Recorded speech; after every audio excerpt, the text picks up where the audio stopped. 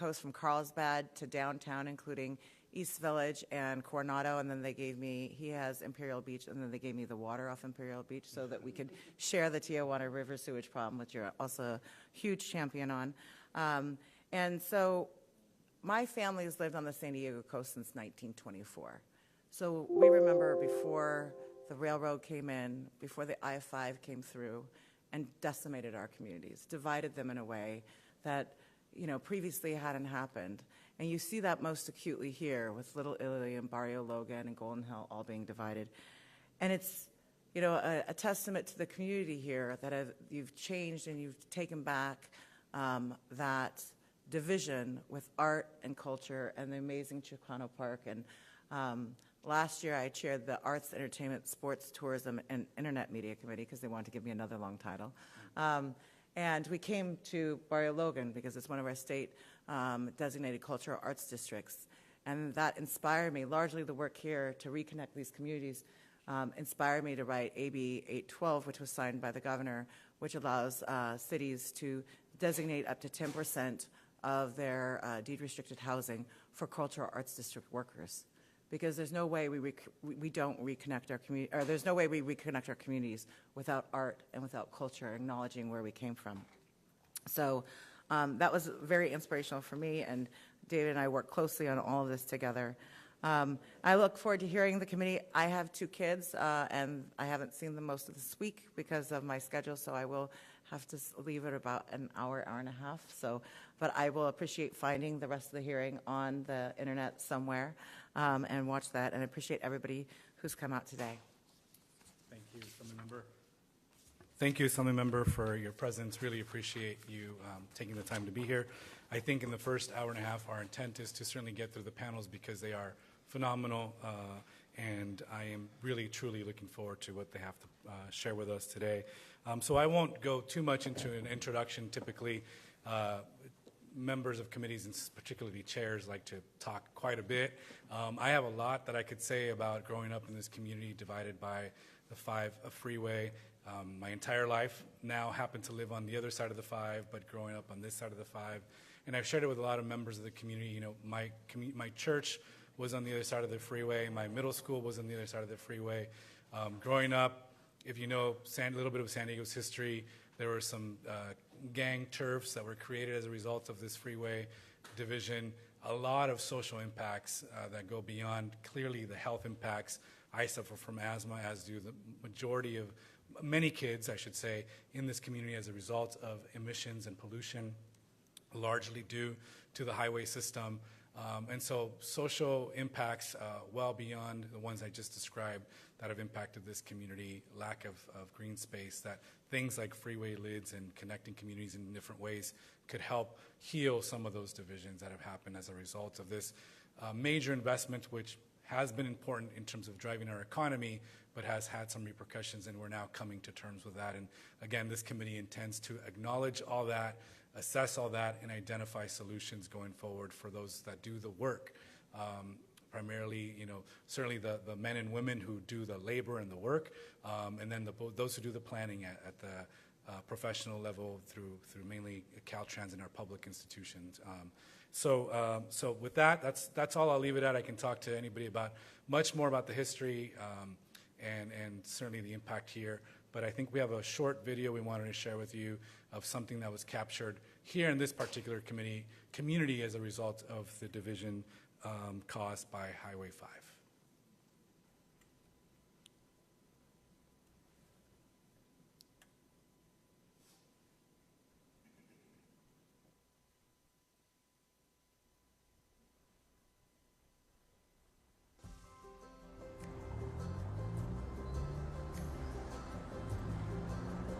We are standing at the local community church, and at the footsteps of the church we have the highway, 5 Freeway. It was really devastating for the people that lived here in the 1940s and 50s who had to pick up and go somewhere else. And we saw the impacts of those long term. It devastated the businesses. We have a lot of mom and pop stores here. All of that went away. It was hard. It was very hard. And we think that by talking about reconnecting communities, either with freeway lids or connecting communities in other ways, we can start to do right by these injustices. We're here today talking to you from Peralta Park, which is in the community of City Heights. It actually was built in the early 2000s, actually resulted in a one-block community park over Interstate 15 through the community of City Heights. One example here in San Diego in our own backyard in City Heights, where the community fought and fought and fought for many, many decades so that there could be some space connecting the two communities. And they took about a couple blocks worth of land, and there's a park there, and it's great. So this lid here is now reconnecting these two communities and bringing everyone together here at this beautiful park. Instead of having ugly sound walls, now we have this beautiful park that we're here to be able to come enjoy, bring our kids, play a little catch and some basketball. Reconnecting communities is about creating new opportunities, because when you talk about lids or caps, you create new opportunities for green space, for public space, and potentially for housing that's so important in communities like this one. Pues yo soy dueño de esta tienda por 23 años. La importancia de tener un negocio pequeño pues es atender a los clientes que tenemos por años y se sienten satisfechos de venir aquí. In terms of equity, our kids deserve to have a clean space to play in, clean playgrounds, a lot more grass to play in, and I believe that Barrio Logan deserves that neighborhood. Si hubiera más parques como parques de recreación, pues eso nos ayudaría, como lo acabo de decir, a traer más negocio y la gente le gusta venir a consumir lo que hay. Sería perfecta esa idea que tienen de hacer parques y más comodidad para toda la comunidad. And this community is on its way back, and you'll see it's a vibrant area, which it wasn't, 20, 25 years ago. At any given day, you can see members of the community using this park, coming together, exercising, playing basketball, and really bringing a warmth to this community. Big corporate businesses don't really exist in this neighborhood. We have a community space with art space, with a brewery, coffee shop, and all of those spaces feel really safe for all of us. They feel like those are places where we can really belong. To make a community strong, we need schools, we need churches, we need libraries, we need parks, we need safe places where the children can play, and all of that comes together and forms a community that serves everyone, not only just children. So really in California, we're going to have to really ride this next wave, which is a wave of infrastructure. That does take changing the mindset of the prior or the infrastructure mentality. How do we get creative with that? Highway lids, freeway caps, underpasses, and public spaces that are safe for everybody. That's where we need to focus on it. We have many members that live here in Barrio Logan in this community, so this type of project is going to be so beneficial for our members who live in this community and the surrounding communities in the area. What's really great is that the community members that live here are going to have an opportunity to build these parks. We live by the slogan, we live here, we build here. We currently have a proposal in the Natural Resources Bond for $500 million for reconnecting types of programs here in the state of California, but certainly freeway lids, the capturing of emissions, and the greening and opportunities for public space with parks is something that is included in this bond proposal that the legislature is currently drafted. Cuando empezamos, a los años después tuve unos clientes muy especiales, cuando visitaba, por ejemplo, el boxeador mexicano muy famoso del mundo, Julio César Chávez. Aquí lo tengo en presencia, y un amigo aparte. Mexican people have a tendency to be very close to their neighbors and friends, even when they move away, and it's something that can happen again. So it's going to happen. Without a doubt, it's going to happen. So our whole point is to let the communities take the lead. It's just important that the local people in the communities have the say-so on how it develops. I'm a proud advocate for reconnecting communities across America. That's why I worked hard to help create the first program to reconnect communities divided by transportation infrastructure that was included in the bipartisan infrastructure law. But that has to be the start, not the end of our efforts, because the vibrancy of our communities will depend on our ability to come together. Whether you're talking about people like Connie Zuniga, who has really given her life to this community, or our business people like Hector, who want to make the community more successful, or our young people like Ashley and others who are envisioning a much brighter future, or about our men and women who work in the trades who build this, who make sure that we build safely, that we build projects that are going to be a benefit to the public. All of these individuals, all of this group of people is really critical for us to be successful. We look forward to working with Assemblymember Alvarez to bring his vision to fruition. We're excited to work with Assemblymember David Alvarez. He's a champion for the working class. When we connect communities, we create opportunities. How we create change in California is our community, our stakeholders, the men and women who power California, who make California work, and obviously legislative leaders. This powerful partnership can get it done.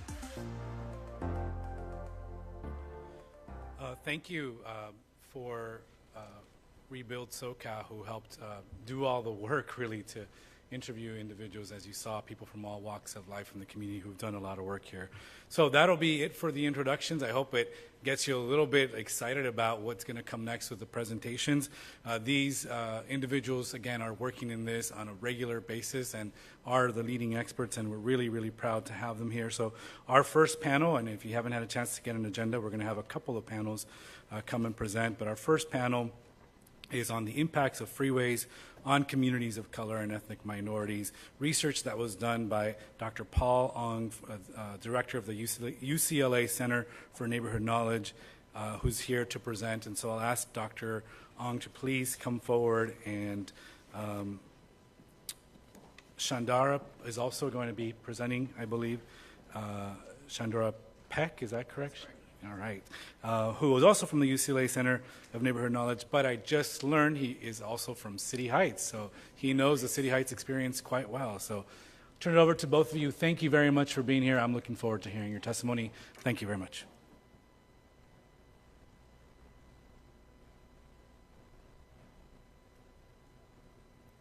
Thank you. I'm not very technologically advanced. Yes.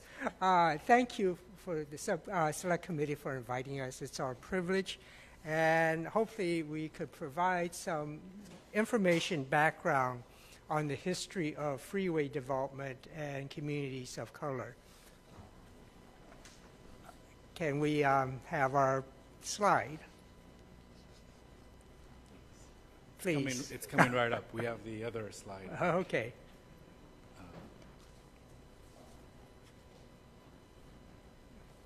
Welcome, Dr. Ong, if you want to get started, and then we'll catch up with the slides.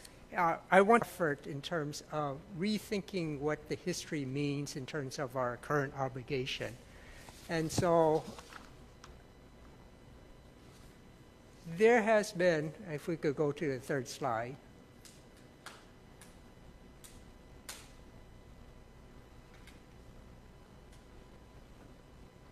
I think that's the last slide. Keep going backwards.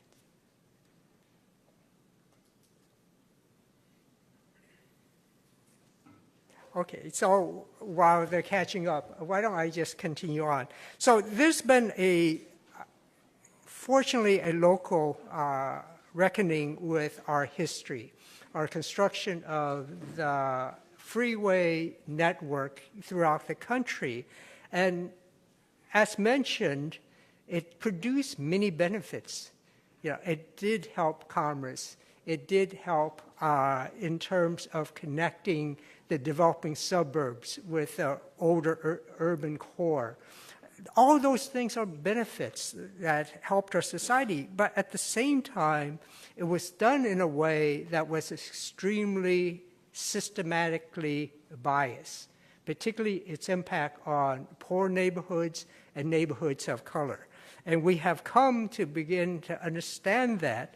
And so what you see is an article in the LA Times referring to that history. So certainly we're seeing that here in this region and in the state, the acknowledgement of that. Next slide, please. And it's not just a local understanding. It has become a national discussion about both the history and what do we do in terms of both acknowledging that history and as well as how do we begin rectifying some of the damages done in the past. Next slide, please. So as part of that broader effort, we've been privileged to conduct a series of research projects using both quantitative and qualitative methods to better understand how freeway development and its impact on communities of color. And it's to document, first of all, the larger social, economic, political dynamics behind freeway development. It's not just freeway development. It is a period, particularly after World War II, the quarter century, the 3 decades after World War II, that we fundamentally transformed our cities, our regions, our nation. And so freeway is very much a part of that, but it's also a part of a much larger struggle. For example, the civil rights movement that we see in the 50s accelerating to the 60s, the demand for fairness and justice. Ours is also to look at deeply the documentation of the planning and decision-making process. To have a vibrant democracy, we must have a process, a decision-making process, a citizen participation process that's democratic. And that means that we have to have the different stakeholders at the table. And part of it is the question, did we see that during the development of the freeway system? We want to quantify, again, deep and digger is through case studies, how those decisions are made, what alternatives were possible. Could there have been ways of avoiding the damages? And after we make decisions, what were the damages? And what were the direct damages? The households that were displaced, the buildings that were destroyed, the stores that were closed, but also the indirect damages. It's not that you just put a freeway in and you take out housing. It's that you disassemble communities, you divide communities, you take the vibrance away from that community. And we also want to explore some of the long-term consequences because infrastructures are there for decades, if not a century. Next slide, please. So to understand some of that history, we've been conducting a series of deep case studies throughout the state. And we have 6 sites that we have examined. And they're a mixture of both part of the interstate system that was developed as part of the federal effort, as well as the state freeway system that was developed in complement to the interstate system. And you see on the map the distribution of our sites. And we're very fortunate to also include San Diego as one of the sites. Next slide, please.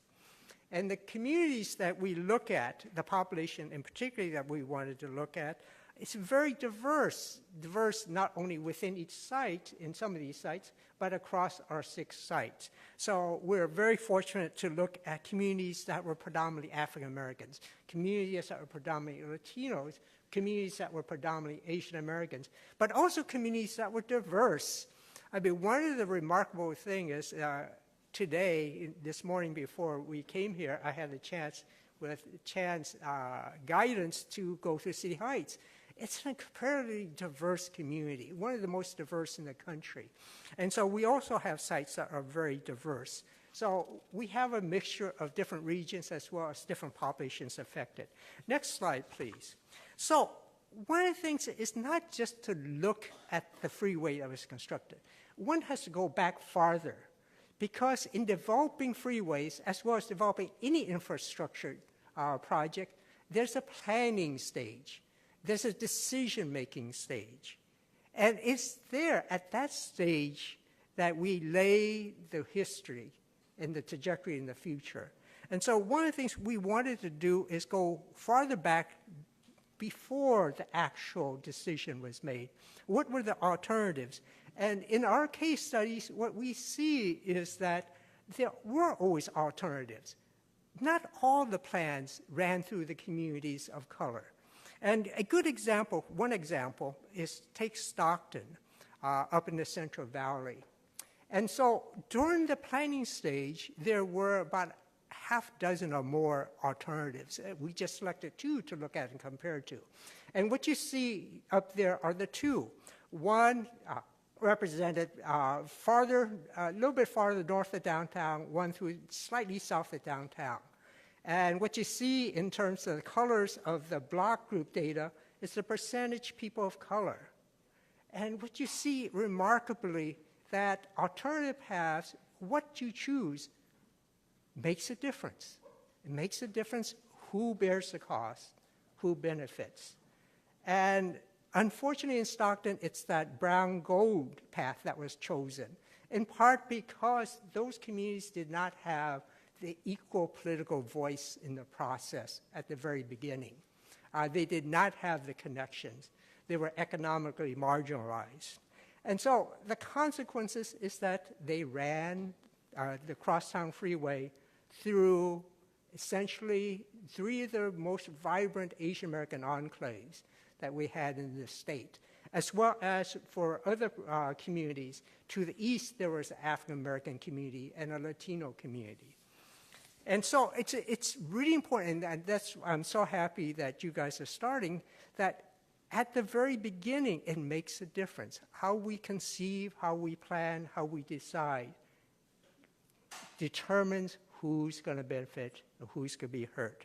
So next slide, please. This is just a quick summary of overview of our findings, our 6 sites, and a number of the sites are what we call classical examples of freeways bulldozing through communities of color.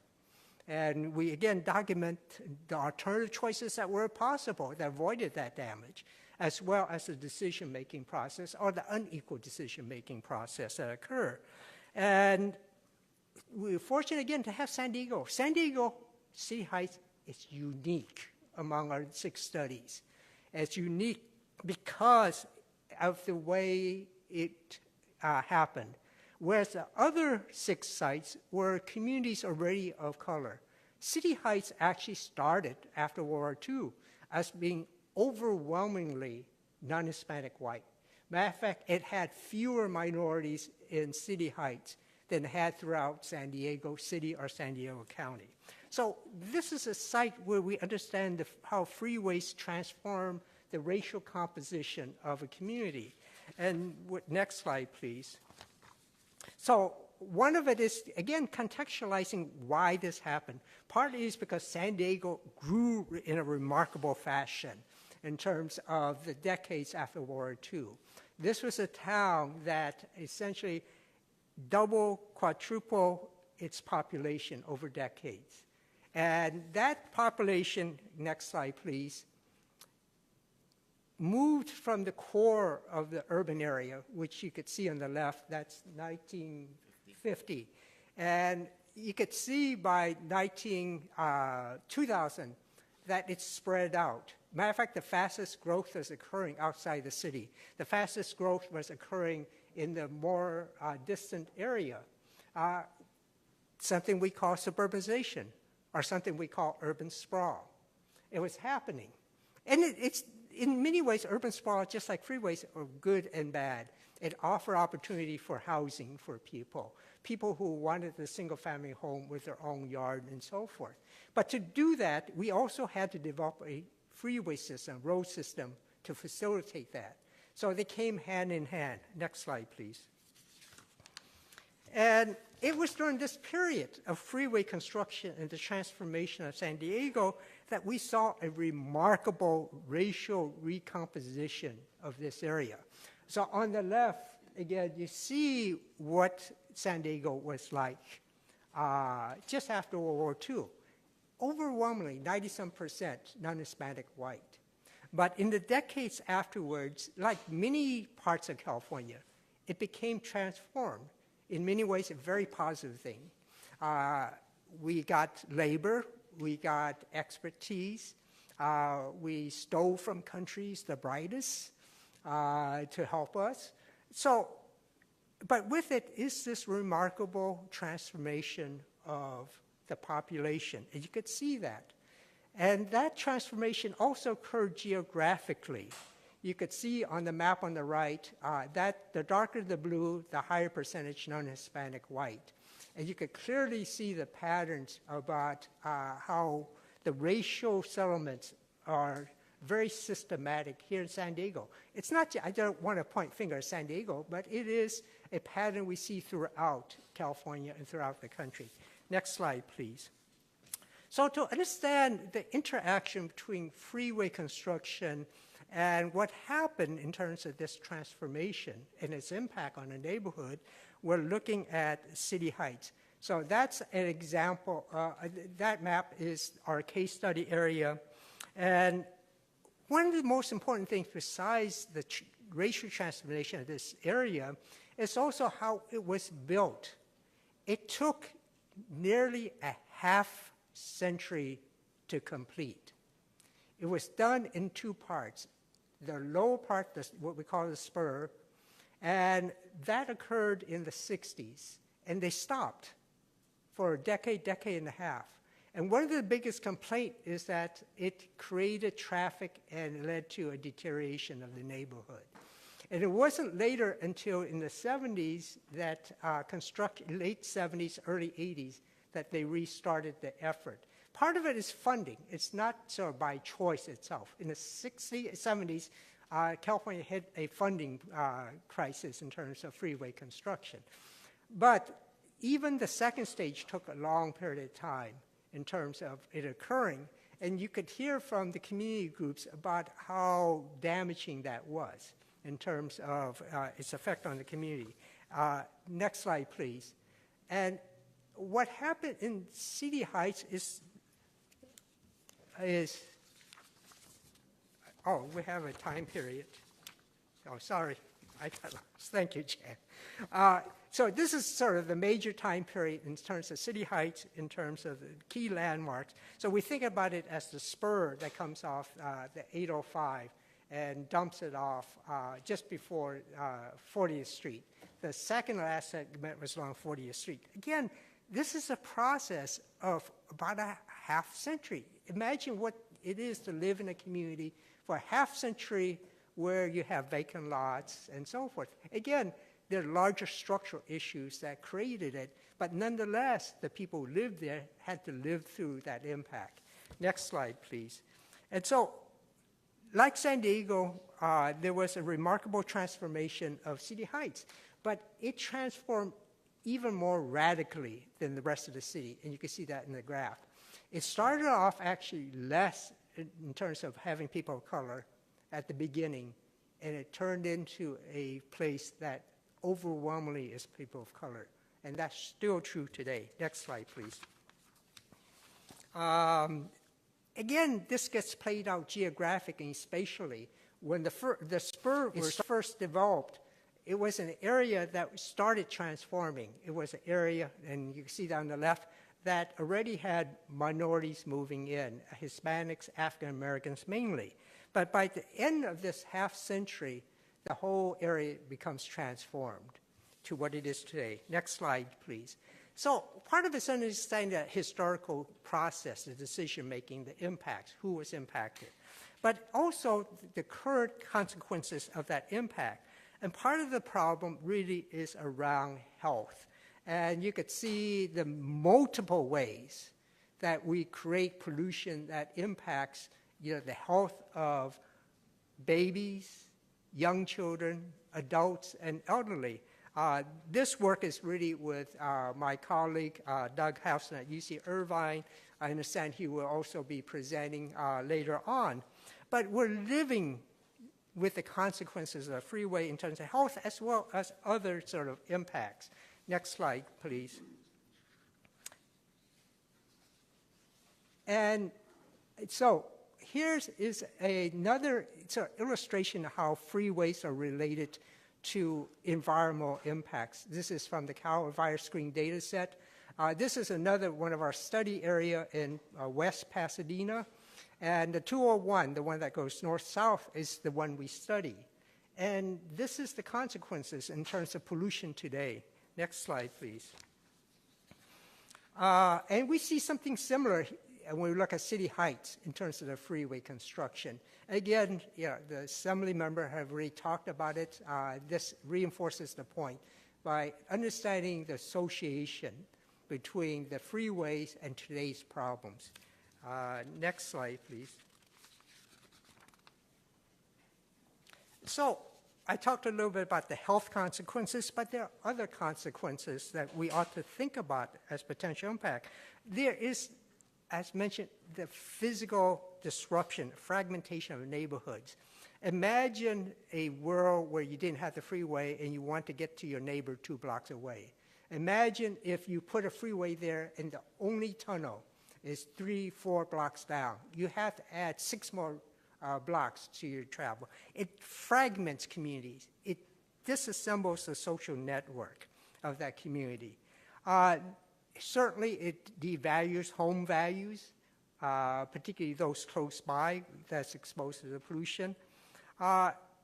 We also know it weakens the community economic base and its commercial activities in terms of what it can, how viable it is or not viable.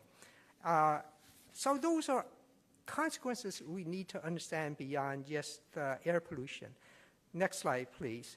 So, and I'm being a little repetitive now, so I apologize. So there is this new effort to, in a sense, in the spirit of restorative justice, in a sense, how do we acknowledge the damage, but how do we also redress it? And so at the federal level, there is a massive program also called Reconnecting Communities. And next slide, please. And I am very proud that, our state has something in parallel in terms of efforts to think about how do we redress the harms that we did historically. Next slide, please. So I'm getting close to finalizing. Why do we study history? Partly is because, partly because I'm an academic and I'm a researcher and I like to do this stuff. But the real reason is that it really gives us some precision about understanding the types of impacts that occurred, types of damage that occurs.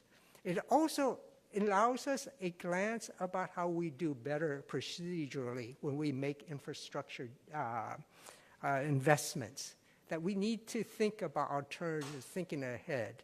And also, by understanding the history and in some ways, a little more precisely, the impacts and the types of impacts, how do we think about what actions we take? What do we prioritize in terms of which communities? What do we think about the different alternative strategies and so forth? And I think history provides that. I have one additional note that came up to me when I was hearing the assembly members speak, after I speak, that it's fantastic that the select committee is focusing on that. And I would encourage it also to think forward. That part of what we do as city planners, urban planners, is that we think about the future. And one of the things is that we always think about all the positive things, the great things, which is what we ought to be doing. But we also have to have a word of caution. That is, we have done projects, for example, looking at massive investment in mass transit and how that led to gentrification. And so it's not enough just to say that we're going to put funds into disadvantaged communities that have been impacted. We need to be responsible because it could trip other actions that we didn't anticipate. And so how do we essentially improve neighborhoods and make sure that the benefit flows to those who most need it, rather than tripping changes that we don't want to have? And I would encourage the legislation that was passed after the research that was done on gentrification and transit investment is a guideline. It's legislation about how development should occur, affordable housing, access, and so forth. Those are things that are not directly the investment, but they're the consequences of investment. It's just the same way historically, freeways, direct investments, but there were consequences. So part of what we do in city and urban planning is to think forward, but I encourage us to think forward to look at all the possible outcomes, including some of the negative ones, as a way of avoiding them. So that's, next slide. You could, if you curious, you could look at some of our reports. Most of the parts I wrote, I have to admit, it's very dry, and I apologize for that, but there are little gems written by my colleagues. So next slide. that concludes my presentation. Again, it's been our privilege to present that. I just want to ask Chan, since he's a homeboy, if he wants to say anything. No, thank you, Paul. And I want to also thank the Select Committee for inviting us here. It's, growing up in City Heights, we don't really think about these things. Our parents work hard. They're just trying to get by. But, going to school and learning more about these, that's when we start understanding the impacts that are affecting our community and our parents and the people that live around us. So I really believe that these are important work that we're doing in terms of looking at the research. So thank you again for having us. Thank you both. Really a tremendous honor to have you, Dr. Ong, to hear. It's fun, and architects can get really creative about all that, but at some point you need to have technical analysis, whether you can, as you said earlier, this goes from an idea to an actual potential project. So can you talk about what the evolution or the progress of that has been, just so we get a sense of what you had to go through to get to where you are today?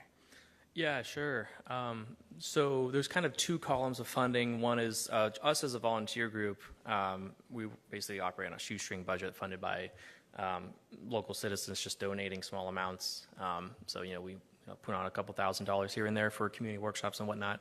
So that's pretty small. But what we've really found, we've surprisingly found to get the actual project funding going, there's been a number of sources. I mentioned that design program we did was a year-long.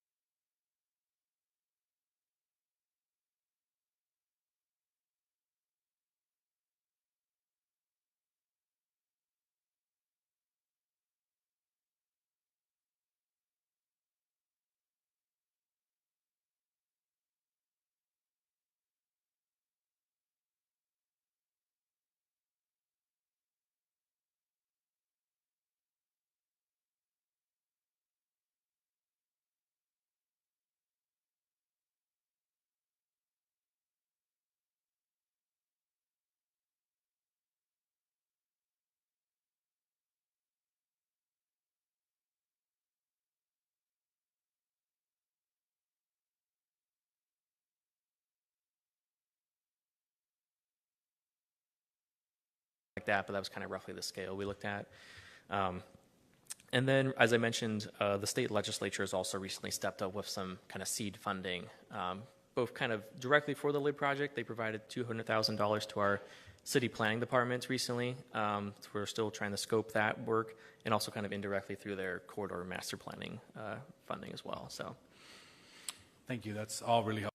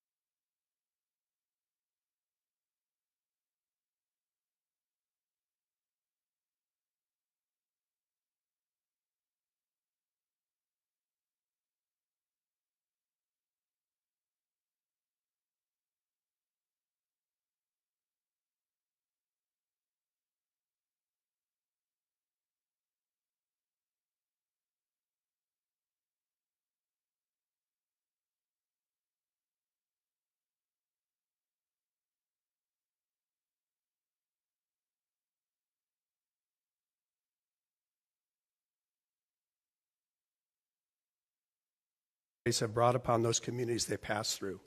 We'd also like to thank the Select Community Chair, Mr. Alvarez, for this opportunity to present before you today.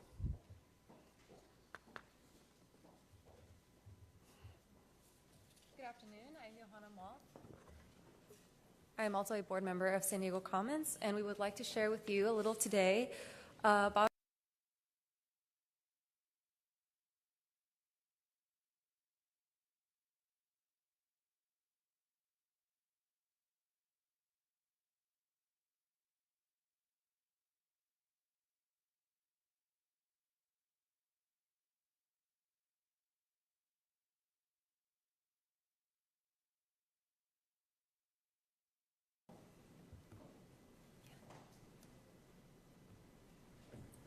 We are San Diego Commons, a California nonprofit corporation formed in 2019 by civic-minded individuals working to improve San Diego's urban quality of life.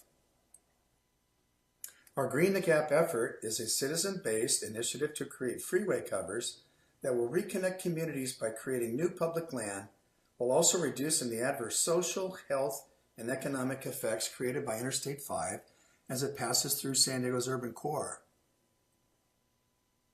We can improve the community's freeways divide by creating new green open space, which could then provide community amenities, housing, and services while improving the environment we live in.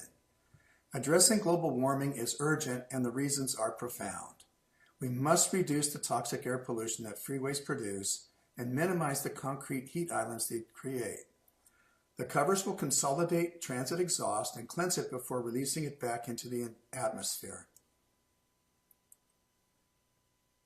The vision for freeway lids in San Diego was not our own. The Downtown San Diego Community Plan calls for 2 freeway covers over I-5 to be implemented. The plan specifically details one cover reconnecting Sherman Heights with the East Village, and the other cover would reestablish Balboa Park's front porch with downtown San Diego. The Southeastern San Diego Community Plan also details the Sherman Heights East Village cover, as well as 2 other covers a bit farther south, which are also part of the Barrio Logan plan connecting the communities of Barrio Logan and Logan Heights. The Green the Gap effort specifically focuses upon building the Sherman Heights and Balboa Park covers. The Sherman Heights lid is a straightforward cap over the freeway. More complex, it would also greatly enhance a major regional amenity. Creating the Sherman Heights cover would foster a linear parkway from the heart of Sherman Heights all the way to the waterfront. In doing so, it would pass through a number of urban amenities, including the UCSD downtown campus and Central Library, traveling all the way down to the Children's Museum. Today, not only are these historic communities separated, but dangerous pollution wafts up through the neighborhoods, causing pervasive health problems accompanied by reflecting heat, visual, and noise impacts. The Sherman Heights cover is lid ready, meaning that it is relatively inexpensive to complete as it doesn't require modifications or re-engineering to things such as on and off ramps. This green blank slate rendering provides a sense of the area that the communities would have to work with to determine what amenities and uses they deem appropriate. This should be done through a community-driven design process, which San Diego Commons has the ability to assist with. The time is right. Our government recognizes that the severe and numerous impacts that began with the Federal Highway Administration's programs in the late 50s must be addressed. Money has been appropriated specifically for communities hit the hardest. Formal criteria have been established for grants at the federal and state levels. At this time, the greatest possibility to develop freeway covers is in areas where the resulting freeway impacts created communities facing environmental, social, and economic disadvantages. Sherman Heights and East Village are considered historically disadvantaged communities and thus fully qualify for available funding at both the federal and state level. While current major funding programs favor the Sherman Heights cover, our other Green the Gap effort is upon the Balboa Park cover to downtown.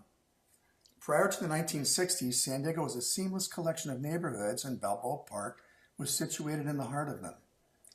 The image on the lower right shows the southwestern side of the park with the formal gateway, the ellipse, where the freeway was built. This resulted in the familiar scene in the upper right-hand corner, with the ellipse eliminated and the freeway isolating the communities at Bankers Hill, Golden Hill, Sherman Heights, and Logan Heights from downtown. The Balboa Park cover is unique unto itself. Not only are the Bankers Hill and Cortez communities reconnected, but it would also reintegrate the southern face of Balboa Park with the downtown core. Balboa Park would literally be the center of the city, accessible directly to walking and biking from all the surrounding neighborhoods. This is I-5 today, again billowing polluted air, excessive noise, and reflecting heat into the park and adjacent communities. Here again is a simple green slate rendering that provides an idea of the additional area of public space. The cover would add over 14 acres of public land, the uses of which would be determined through a vibrant public process. While the Green the Gap effort is grand and ambitious, cities all over the country, and in fact all around the world, have and are building freeway covers. San Diego has our own local examples, with one being Peralta Park, a block-long cover over Interstate 15 in City Heights, the first developed in California. This is our mission, to green the gap over the I-5 corridor in the urban core of San Diego. We welcome your interest and comments. Become a part of the movement to address critical climate warming impacts and relink San Diego's historic communities.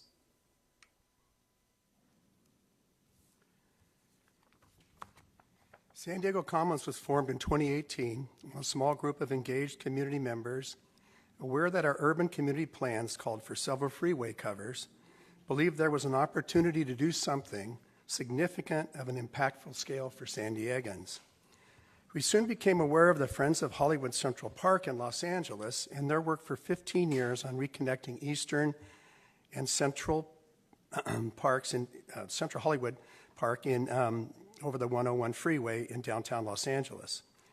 We were fortunate to garner the participation of two founding members of that board who helped us to initially form our nonprofit structure. Their knowledge and expertise further affirmed our belief in the absolute imperative that for success, it would have to be achieved through a community-driven effort. Our board directors, as you can see on the screen here, are first and foremost civic-oriented members of these core communities. The collective body of our directors, along with the accomplished members of our advisory council, represent many of the most recognized people regionally working across the realm of government relations, urban design, architecture, public policy, and community engagement. San Diego Commons was self-constructed as a resource for communities to utilize. We are an all-volunteer organization, however, and with that comes the challenge of meeting the demands of constantly developing and maintaining an effective operational structure. Excuse me. This is immensely aided with financial resources. We are pursuing a strategy whereby we are working to cultivate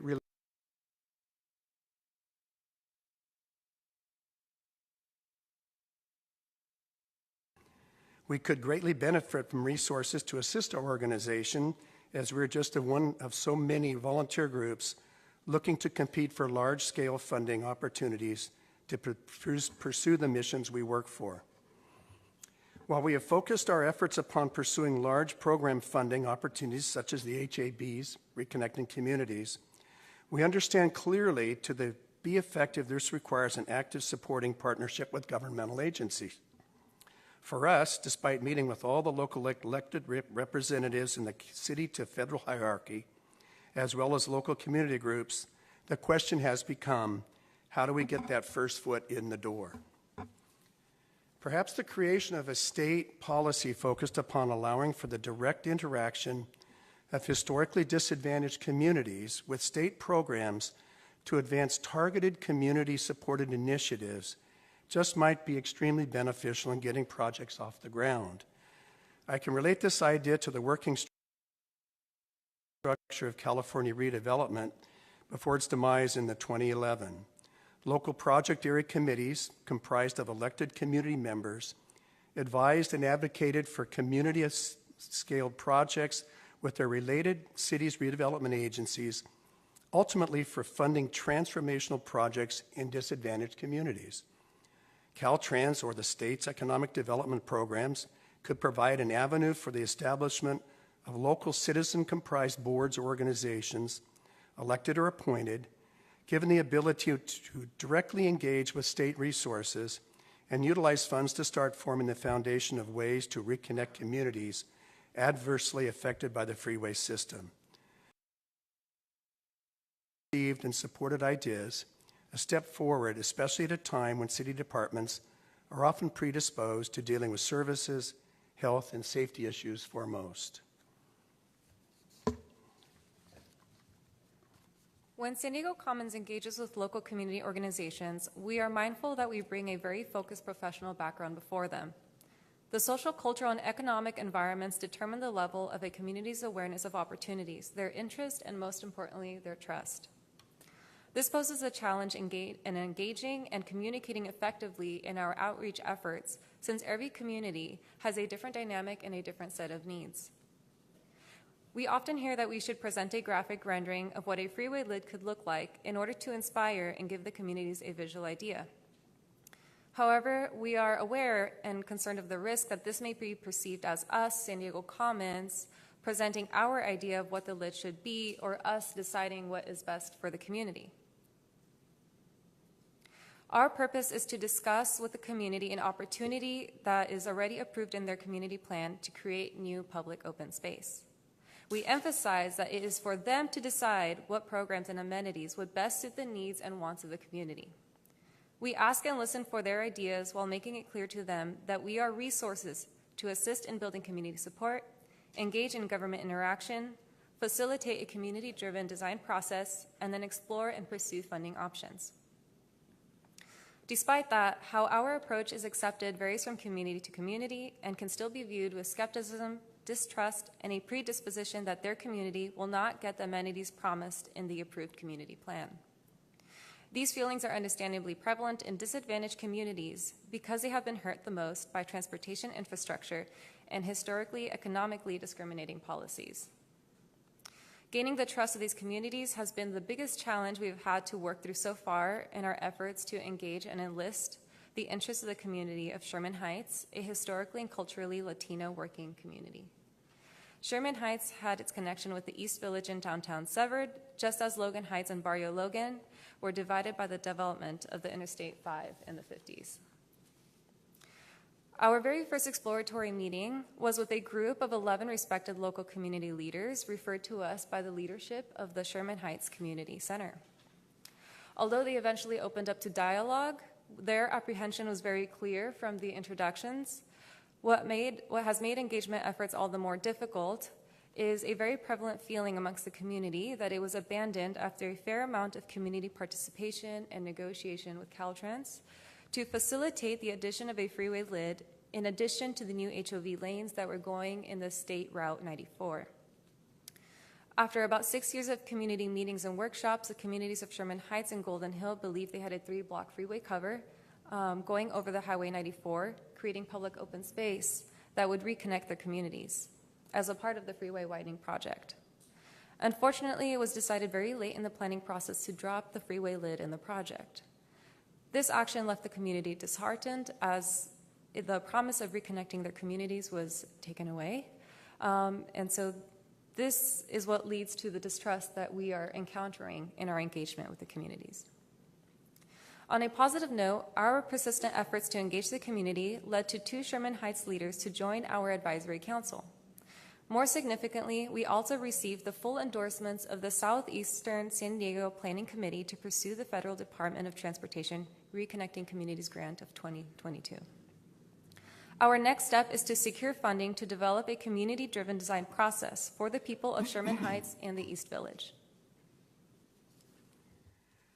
Early on in our outreach efforts with people and organizations in Sherman Heights, we had an opportunity to meet with 3 representatives of the local carpenters union. We were looking forward to inform them of our efforts, ask them for their insights, hopefully getting their support. There was one comment from that meeting I can still recollect clearly today, and I think we saw that in presentations earlier today, and that was, There are so many people who live in these neighborhoods that drive up to LA every day to work on the freeways. What if they were going to work, ideally, on a local project right here, one that directly benefited their community? For historically disadvantaged communities, this is an opportunity to foster local civic investment and pride. My sense is that in good governance, this is what we all ultimately are wanting to achieve. The enormous economic and social benefits to everyone in the communities affected would begin the very first day the ground was turned on construction and extend and grow through years of, be it providing daily services, housing, social and cultural amenities, economic opportunities, as well as safer quality neighborhoods and cleaner air. These are but three specific thoughts and experience we wanted to highlight with you today during the generous time afforded to us. We've provided you with a few more in the sample bullet point outline contained in the presentation packets for the Assembly members today. We thank you for your time, and we are here to assist you in your efforts as you consider policies and programs which would assist those communities who have carried the burden of persistent negative impacts from our vast and certainly critically important urban highway system. Thanks very much. Thank you, Roger. Thank you, Joanna. Appreciate your presentation. As a member of this community, lifelong member of this community, and someone who got involved in civic activity as an organizer, as what some people call activists, I just want to recognize that you are intentionally trying to bring the community in a participatory way to the work that you're looking and hoping to do in San Diego. And I completely understand the sentiment of the members of the community of Sherman Heights who came with you with the sort of apprehension. As someone, again, who's lived here my whole life and has seen renderings of many things with very little to show over the course of now 4 decades living here, can sometimes feel that way. And so the work that we're trying to do through this committee is to actually deliver something that's tangible to community with some results, which we all know will take a long time when we talk about projects like these, but we need to start to demonstrate that it's not just about words but actions, and that means forward progress movement on these. And so I appreciate that you are looking at it this way and thinking about it this way, and I hope that you continue to be doing this work, because what's interesting, I don't know if you all sort of caught this, but we are literally talking to probably the northernmost activity on the 5 freeway with Seattle, and we're now talking about like the southernmost section of the Interstate 5 freeway. So, and you appear to be, you know, in the early stages of where LID the 5 were just a few years ago, but we've seen how with real community participation and obviously government support, there can be progress made so that we actually have tangible results to show to our community. So I thank you for that. I think you've outlined the challenges quite well, but I'll give you one other chance if you want to share sort of the next steps, if you will, as you look at these projects in San Diego, what some of the challenges are and what some of the potential opportunities are out there for you to continue this work. Well, I think our next thing is to continue to engage with the community. As Johanna said, we've made some inroads, and there's differences, as we mentioned too, between all the different communities that are involved. We've certainly had very positive support initially from the communities around the Balboa Park area, but given the particular funding circumstances and the importance of being able to reconnect communities and deal with all the adverse effects, we still focus extremely, much on the Sherman Heights East Village area. And we would like to be able to work with the community now to engage them in the type of early design process that would allow them to be able to come forward and say, consider the different options which are there.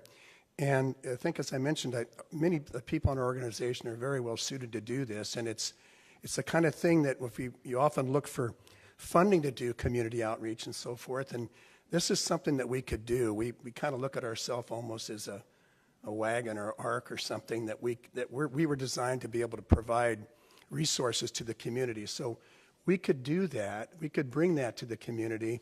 And I think the major thing we need to do, it would be some kind of a level of a feasibility study. Just to, and I know we heard the feasibility study for I-5 was extensive, and they can get pretty costly, but in our certain situation, it would just be good to start off just to find out with initial ideas, scale and scope, what's practical, and then go to the community with further ideas. Yeah. Do you want to add something, John? Yeah, I just want to add, in providing community workshops, design workshops for communities such as Sherman Heights, a challenge is to, most of these families are working families in Sherman Heights, right? So it's difficult to draw them out, out of their busy lives. They have children, and so something, to encourage community members to come out to participate is having amenities available at these community workshops, such as, for example, having childcare available, where they don't feel a burden they can't participate because they have to take care of things at home and children at home. So that's something where funding would be, like, again, we are a volunteer organization, just like the Seattle group, so funding like that could go a long ways in helping the community participate in these community design workshops. Thank you. I'm taking something away from every single panel, and just so that you all know, again, we're not just meeting to meet, we will have a report at the end of today, at the end of the series of hearings with recommendations. And one of the ones, Roger, thank you for reminding me, we quickly forget redevelopment, an important tool that we had, but one of the key components of that was the PACs, where we had the community project area committees come in and provide. And so as I'm thinking, okay, if we want to do some sort of larger scale planning, maybe like Seattle appears, or Washington appears. Away from there that day a little bit disillusioned, but then because there was the natural concerns about homelessness and things that, do we really want to be connected to downtown? And it was just planting that seed. I remember getting phone calls from a few of the people that attended that day. Later on, a week later, talking about different uses. Well, could we do housing on one or portion of it, maybe at the south? So I think the communities are there, they're engaged, and it's just a way to be able to give them, the ability to be able to come forward and speak. And as Anna said, there's certainly impediments to doing that, but I know that you've got that first and foremost to think about. So we appreciate that. Thank you. Again, thank you for your input. Please join me in thanking the panel, Joanna and Roger. I want to also acknowledge a couple of folks that I saw walk in the room. We have California Transportation Commissioner Clarissa Falcon, who is here, and representing the the San Diego Air Quality Control District. Melina Mesa was here. And the reason why I remember or think about those two is because, as you just heard from the last couple panels, this work is going to take some resources. So Clarissa, you come right at the right time. We're going to see how we can identify some resources from different partners to start to some of this work. And clearly the next panel, as they walk up, also is critical to identifying a pathway forward for these conversations on, particularly today focused on lids, but reconnecting in multiple ways, and maybe we'll talk a little bit about that in a second. But I want to thank Marlon Flornay from the Division of Transportation and Planning. He is the chief of that division from the California Department of Transportation, who is here. Thank you, Marlon. And we have Gustavo Dalarda, who still is the director of District 11 for the California Department of Transportation, as we know, Caltrans. We want to thank both of you for your time here today. We have had some initial discussions, and I thank you for that as well, but thank you for being here to talk about some of the work that you may be doing here in the San Diego region or in other parts of the state as well. So I'll turn it over to you both, and thank you for being here. Great. Thank you so much for the opportunity to come talk to you and present in front of this committee. And we especially thank you, Assemblymember Alvarez. We really want to appreciate your leadership on this topic, and we know that removing barriers, enhancing access to opportunity, and providing healthy and equitable outcomes is a priority for you in this committee, and we want to talk about these priorities and how it's a priority for us as well. So next slide. All right, so in our presentation today, we're going to cover some of the historical harms, and I know some of the prior speakers have touched on this.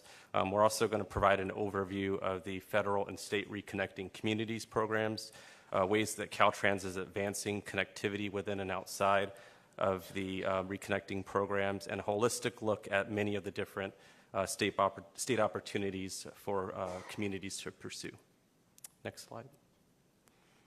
All right, so collectively, America set out to create a connected transportation system to combat congestion and to support continued expansion of the economy and expected population growth.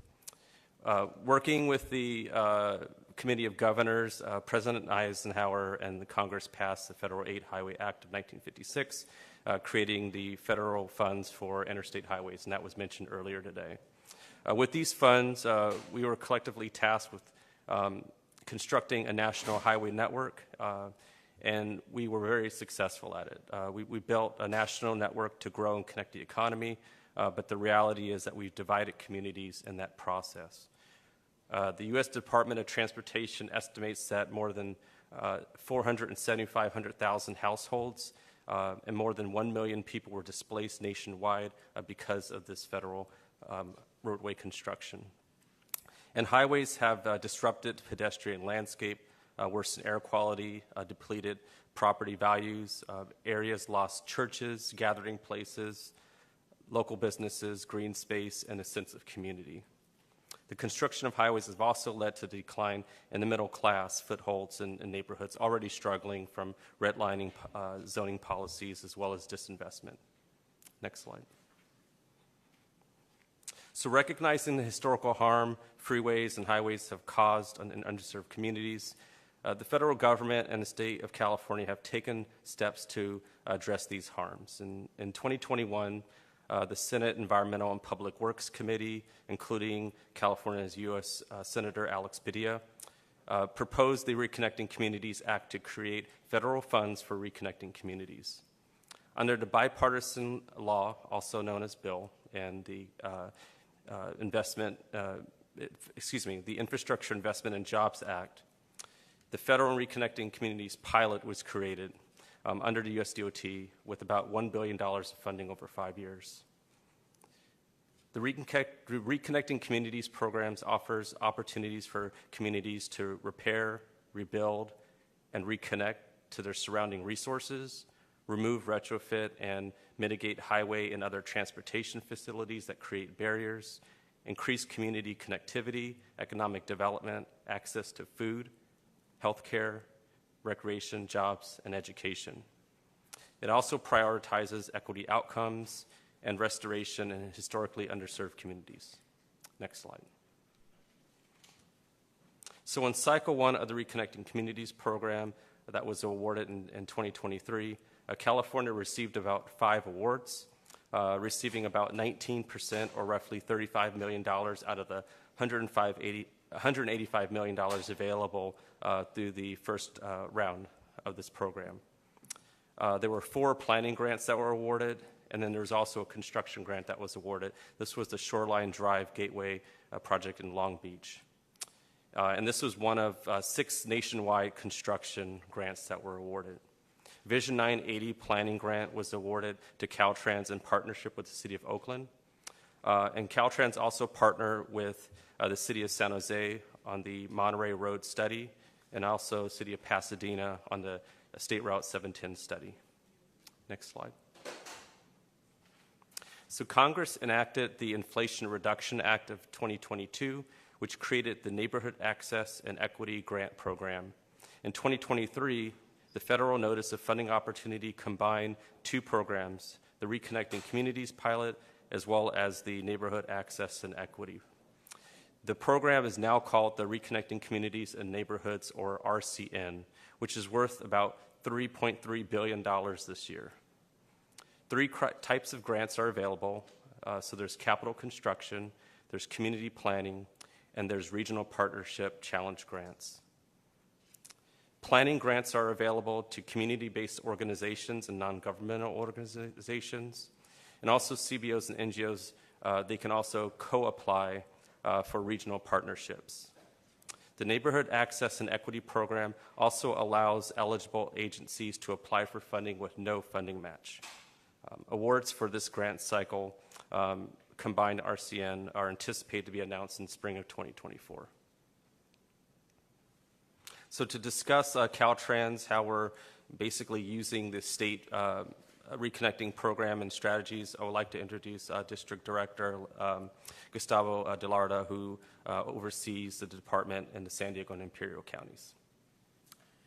Thank you, Marlon, and good afternoon, Chair Alvarez and distinguished members and guests. Next slide, please. Oh, no, I'm sorry. Back to the previous slide. I would like to start by recognizing the change within Caltrans. Over the decades, we have transitioned from a highway agency to a multimodal transportation department. Our mission, vision, values, and goals are reflected in guiding documents like our strategic plan, our climate action plan, and the state transportation plan.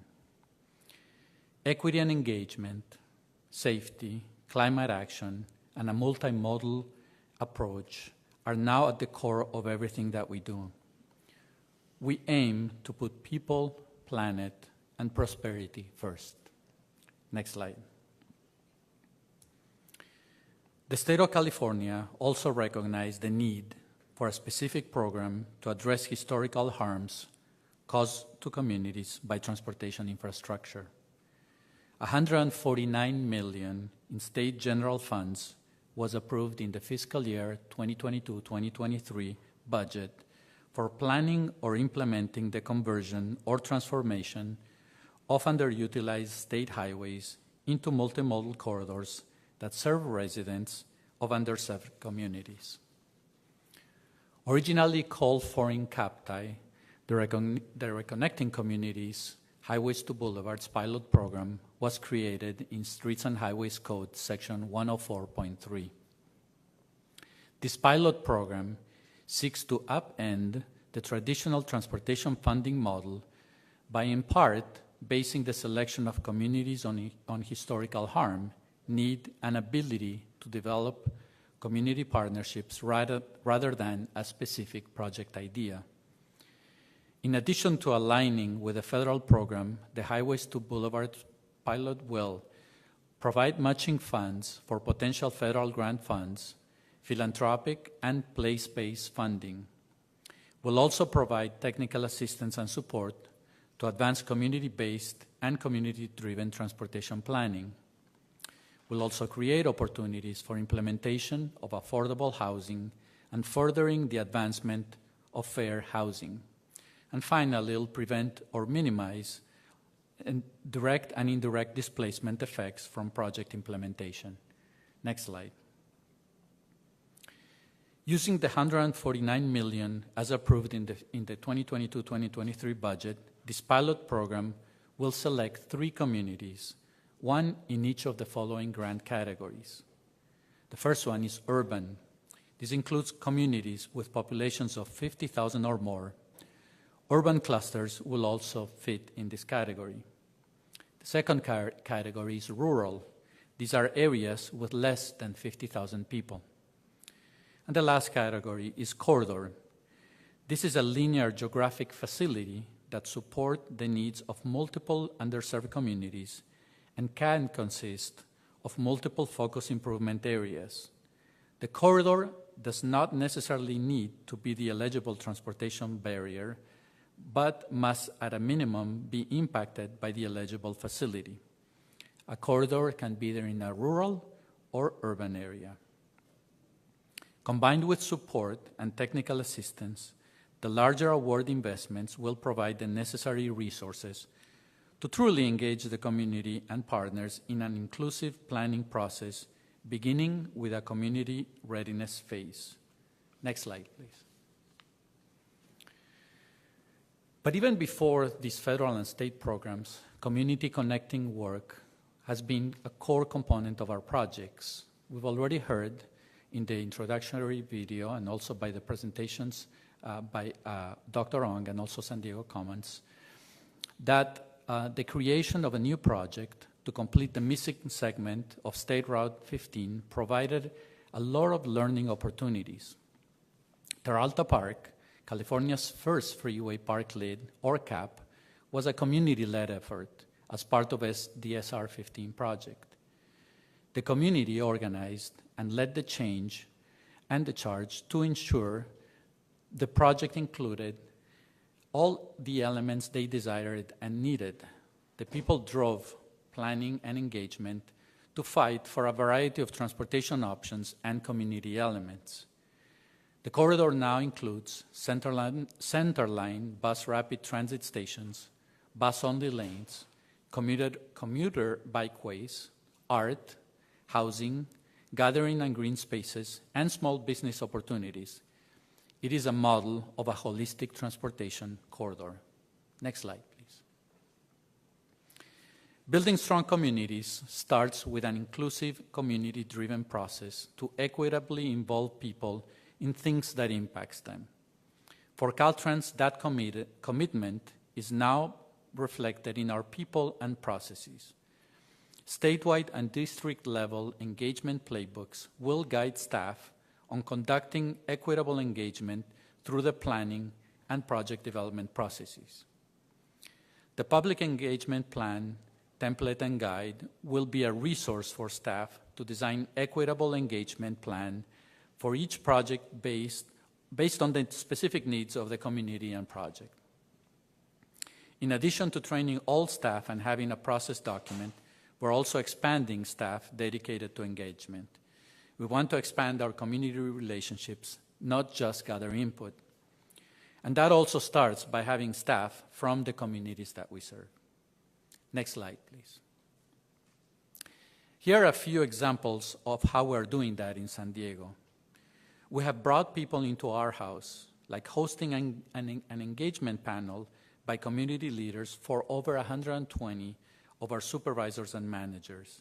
This included hearing from members of the State Transportation Equity Advisory Committee. We have also taken staff, officials, and leaders into the community to meet people where they are. You can see Marlon and I in Chicano Park and also in City Heights in one of those pictures. And finally, the Governor's Clean California program has also allowed us to go and meet people, listen, and institute community-based projects, big and small, from art installations at schools to closing a freeway for a citywide bike ride, as you can see in the newspaper headline. Next slide, please. There are many additional ways to reconnect communities outside of the designated programs. So I'm going to go through the pictures on a counterclockwise from the bottom left. Under Clean California, we collaborated with communities to beautify public spaces like this sustainability center at Southwest Middle School that built a community garden next to a light rail transit stop and regional bikeway project. Projects and grants are improving spaces on, around, and away from the highway with art and greenery.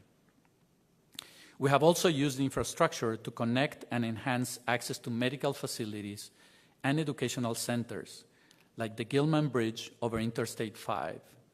This project, incorporated as part of the Mid-Coast Trolley Blue Line extension, facilitates mobility next to the University of California, San Diego campus. We have also created multifaceted projects by collaborating with local and regional partners, like the Build North Coast Corridor project that includes carpool lanes, rail, trails, and active transportation to improve connectivity in the coastal zones, in addition to lagoon restorations. Through our grants and local assistance, we are increasing connectivity with active transportation projects like the Border to Bayshore Bikeway. The state-funded local project crosses 3 freeways and train and trolley tracks in our border communities, one of 2 designated environmental justice areas in San Diego, designated by the California Air Resources Board and Assembly Bill 617. Next slide, please. And infill development, economy, conservation, revitalizing communities, and sustainable and climate adaptation planning.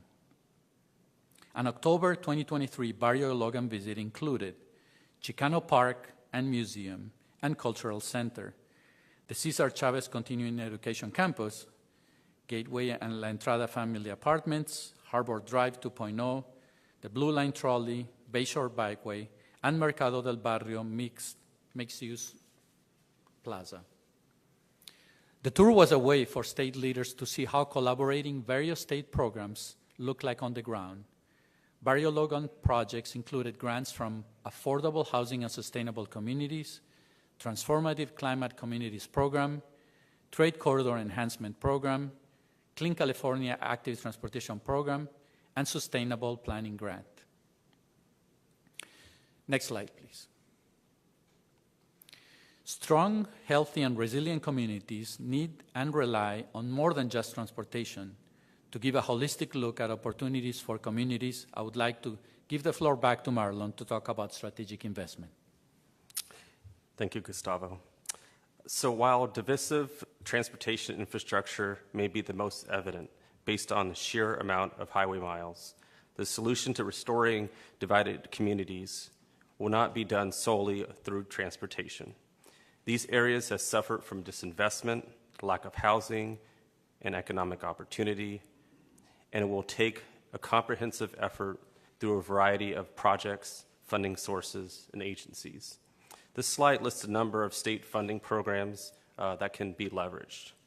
Gustavo just talked about the Strategic Growth Council, who administers 3 programs, so the Transformative Climate Communities Program, as well as the Affordable Housing and Sustainable Communities Program as well as the Sustainable Agriculture, Lands, and Conservation Program, which fights climate change by encouraging compact, transit-oriented development and protecting our farmlands.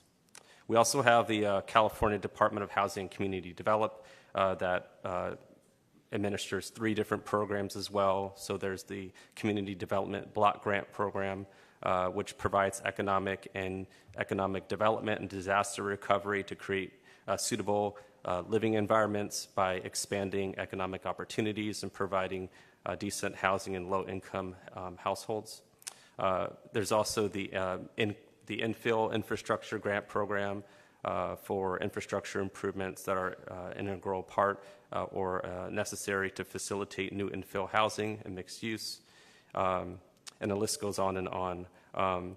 There's also the Office of Planning and Research, the California Air Resources Board, as well as the California Transportation Commission, who administers the Active Transportation Program. I did want to just talk a little bit about the planning opportunities that exist within Caltrans. And so we have the Environmental Justice and Community-Based Transportation Planning Grant Program. It is now called the Sustainable Transportation Planning Grant Program, and we have about $30 million in that annually. We also administer the Climate Adaptation Planning Grant Program that currently has about $32 million, as well as the Strategic Partnership and Strategic Transit Partnership grants. In fact, SANDAG received a fiscal year 23-24 Sustainable Transportation Planning Grant this fall for the San Diego Regional Study on Reconnecting Communities. Many communities, including groups here today, have ideas and needs for reconnecting communities. And in funding this grant, we felt that it was important to study opportunities at the regional level to be inclusive of those ideas and needs. And SANDAG, next presenter, they're going to talk a little bit more about this. And I did just want to offer a little plug. Right now, we have our call for proposals for our 24-25 cycle for our Sustainable Transportation Planning grants. So we have about a total of $53 million available statewide, and applications are due January the 18th of 2024. Additional information can be found on our website. So I just want to make sure that that was available to you.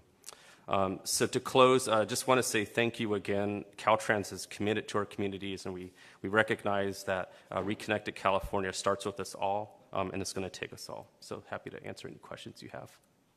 Thank you, Division Chief and Director. Appreciate your presentation. I definitely have some questions. Before I get to that, I'd like to let everybody know we are going to hear public testimony. We would love to hear, actually, public testimony. And there's a sign-up sheet over there on Myra. Can you just tell us where it's at so people know exactly where they can go and sign up so we can call you up to provide some testimony on maybe, like me, you've heard some ideas that have sparked specific interest or ways that perhaps we can continue to do this work. And I want to make sure we capture that for our report back to the legislature and for future legislative action. So I think I want to start off, Marlon, with sort of where you ended, because as a former community-involved individual, and we've heard from some community-involved folks, sometimes it's really hard to capture and understand what opportunities exist, and you just outlined a couple of them, but I guess my question is, and you don't have to have a full response to that now, but is there a way to more easily identify for the public, given all of these investments that we're making in the state, what those opportunities are? You heard specifically here from our San Diego folks, there's some work that needs to be done to sort of move some of these reconnecting projects that the community has some interest in. And I know we'll hear from Sandag on sort of what they're doing, and I'm going to ask them obviously follow-up questions to see how that all connects with some of the community work. But is there a way to somewhere just capture what those opportunities are for specifically community organizations? And then I think you've heard this from me before, certainly Director Delard has heard this, which is sometimes our community organizations don't have the technical expertise for some of these grants that are available, and therefore it makes it challenging to apply and be competitive and receive funding to do some of this community engagement work. So I would just ask, as you have clearly changed the focus in the right way towards public engagement, what other things can we do to just make it easier for the public to access information on funding opportunities so that this work can continue? I really do appreciate that question, and I do empathize with all the different folks that aren't experts in this area. And I think one of the things that we're thinking about just within my area alone is all the opportunities we have within Caltrans, but not only state government, and how to make sure that information can be more accessible. And just with any large organization, maybe not the right hand is always talking to the left hand, and it's important as an organization, that's not the community's problem. That's our problem that we need to solve. And so we are actually doing some work to kind of lay that groundwork. We have programs within like our Division of Local Assistance who operates the Clean California program. We operate the planning grant programs. We offer programs related to transit, and so what we're wanting to do is to make sure that the information is more accessible rather than people having to go to different websites, a one-stop shop where they can actually go and get the information and be able to apply for those funds. And from a technical perspective, that's one of the things that we're thinking through as well.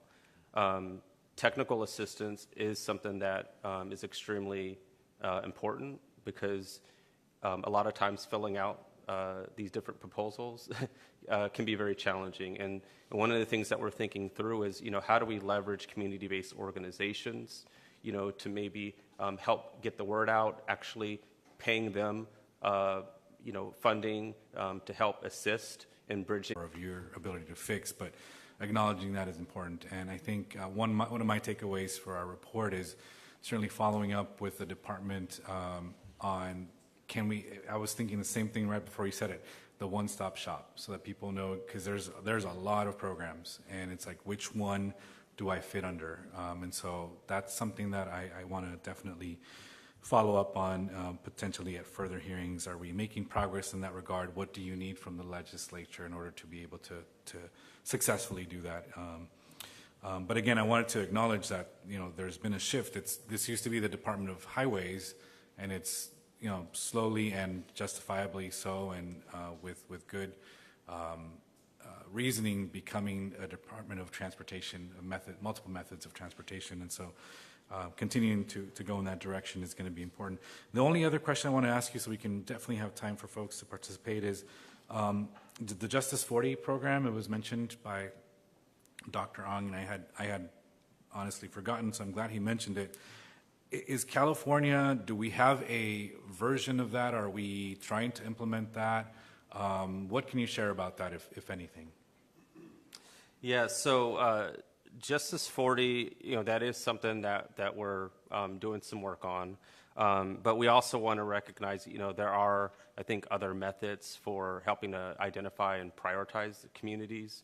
I know on the federal level, they do have a couple of different criteria that they're using as part of their Reconnecting Communities program. But also for our state program, we also want to make sure that, we're leveraging tools, that can identify different communities.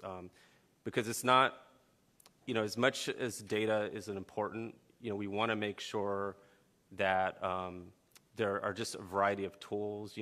California is a very big state. And, sometimes these tools may not necessarily hit all the areas. And so we want to make sure that we're using a variety of different tools where we can sort of appropriately identify issues and be able to utilize data to prioritize communities. And so we're using about, I think, 4 different definitions.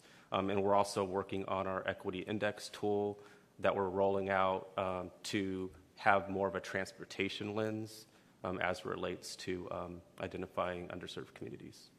I'm trying to move the hearing along, but then you caused me to think of other questions, which I really want to hear your input on. On the front end, as California, your department, I should say, takes on new projects of whatever kind they are, and every part of the state has different needs. Is there a lens or a tool that's being applied on, because we want to be forward thinking on not continuing the division of communities so that we don't have to talk about reconnecting those communities 30, 40 years from now? Yep. Is there a specific tool that's part of the assessment of the planning process? Yeah, I'm glad you mentioned that. So a huge priority for us is working with the community day one. We want to make sure that we're not bringing a solution to them, but we're actually having them drive the solutions and the needs in the community. And what that really consists of is working with them as early as possible, even before we start the planning stage, having that dialogue, because it really is about the trust building. And that will be the starting point. And the tool that you had mentioned, one of the important things that we want to do is and Gustavo had mentioned this in his comments, we have our community, our public participation plan template, and we have guidance to our districts, which provides the needed tools on a variety of different projects and plans to be able to work with the community as early as possible.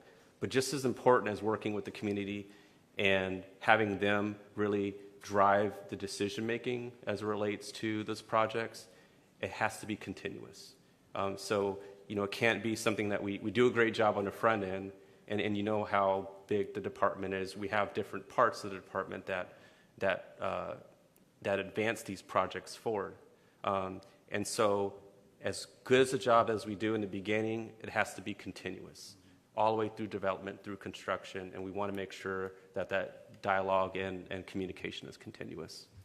Well, I want to thank you. I think for our report's purposes, one of the things that we'll follow up with you on are 2 things in specific that I don't want to forget. And one is just you listed a lot of funding potential or opportunities that exist, and maybe just getting a total sum of what that is would be one thing. We already talked about a one-stop shop, but I also, to this last point, would be interested in preparing in the report what exactly that assessment tool is for Caltrans on this on projects whatever projects you're engaged with, because I think, rather than having to, again, 30, 40, 50 years from now, ask a researcher to go and do all that background research and try to piece things together, I think impacts to communities and who those communities are is something that should be very much part of the planning process and the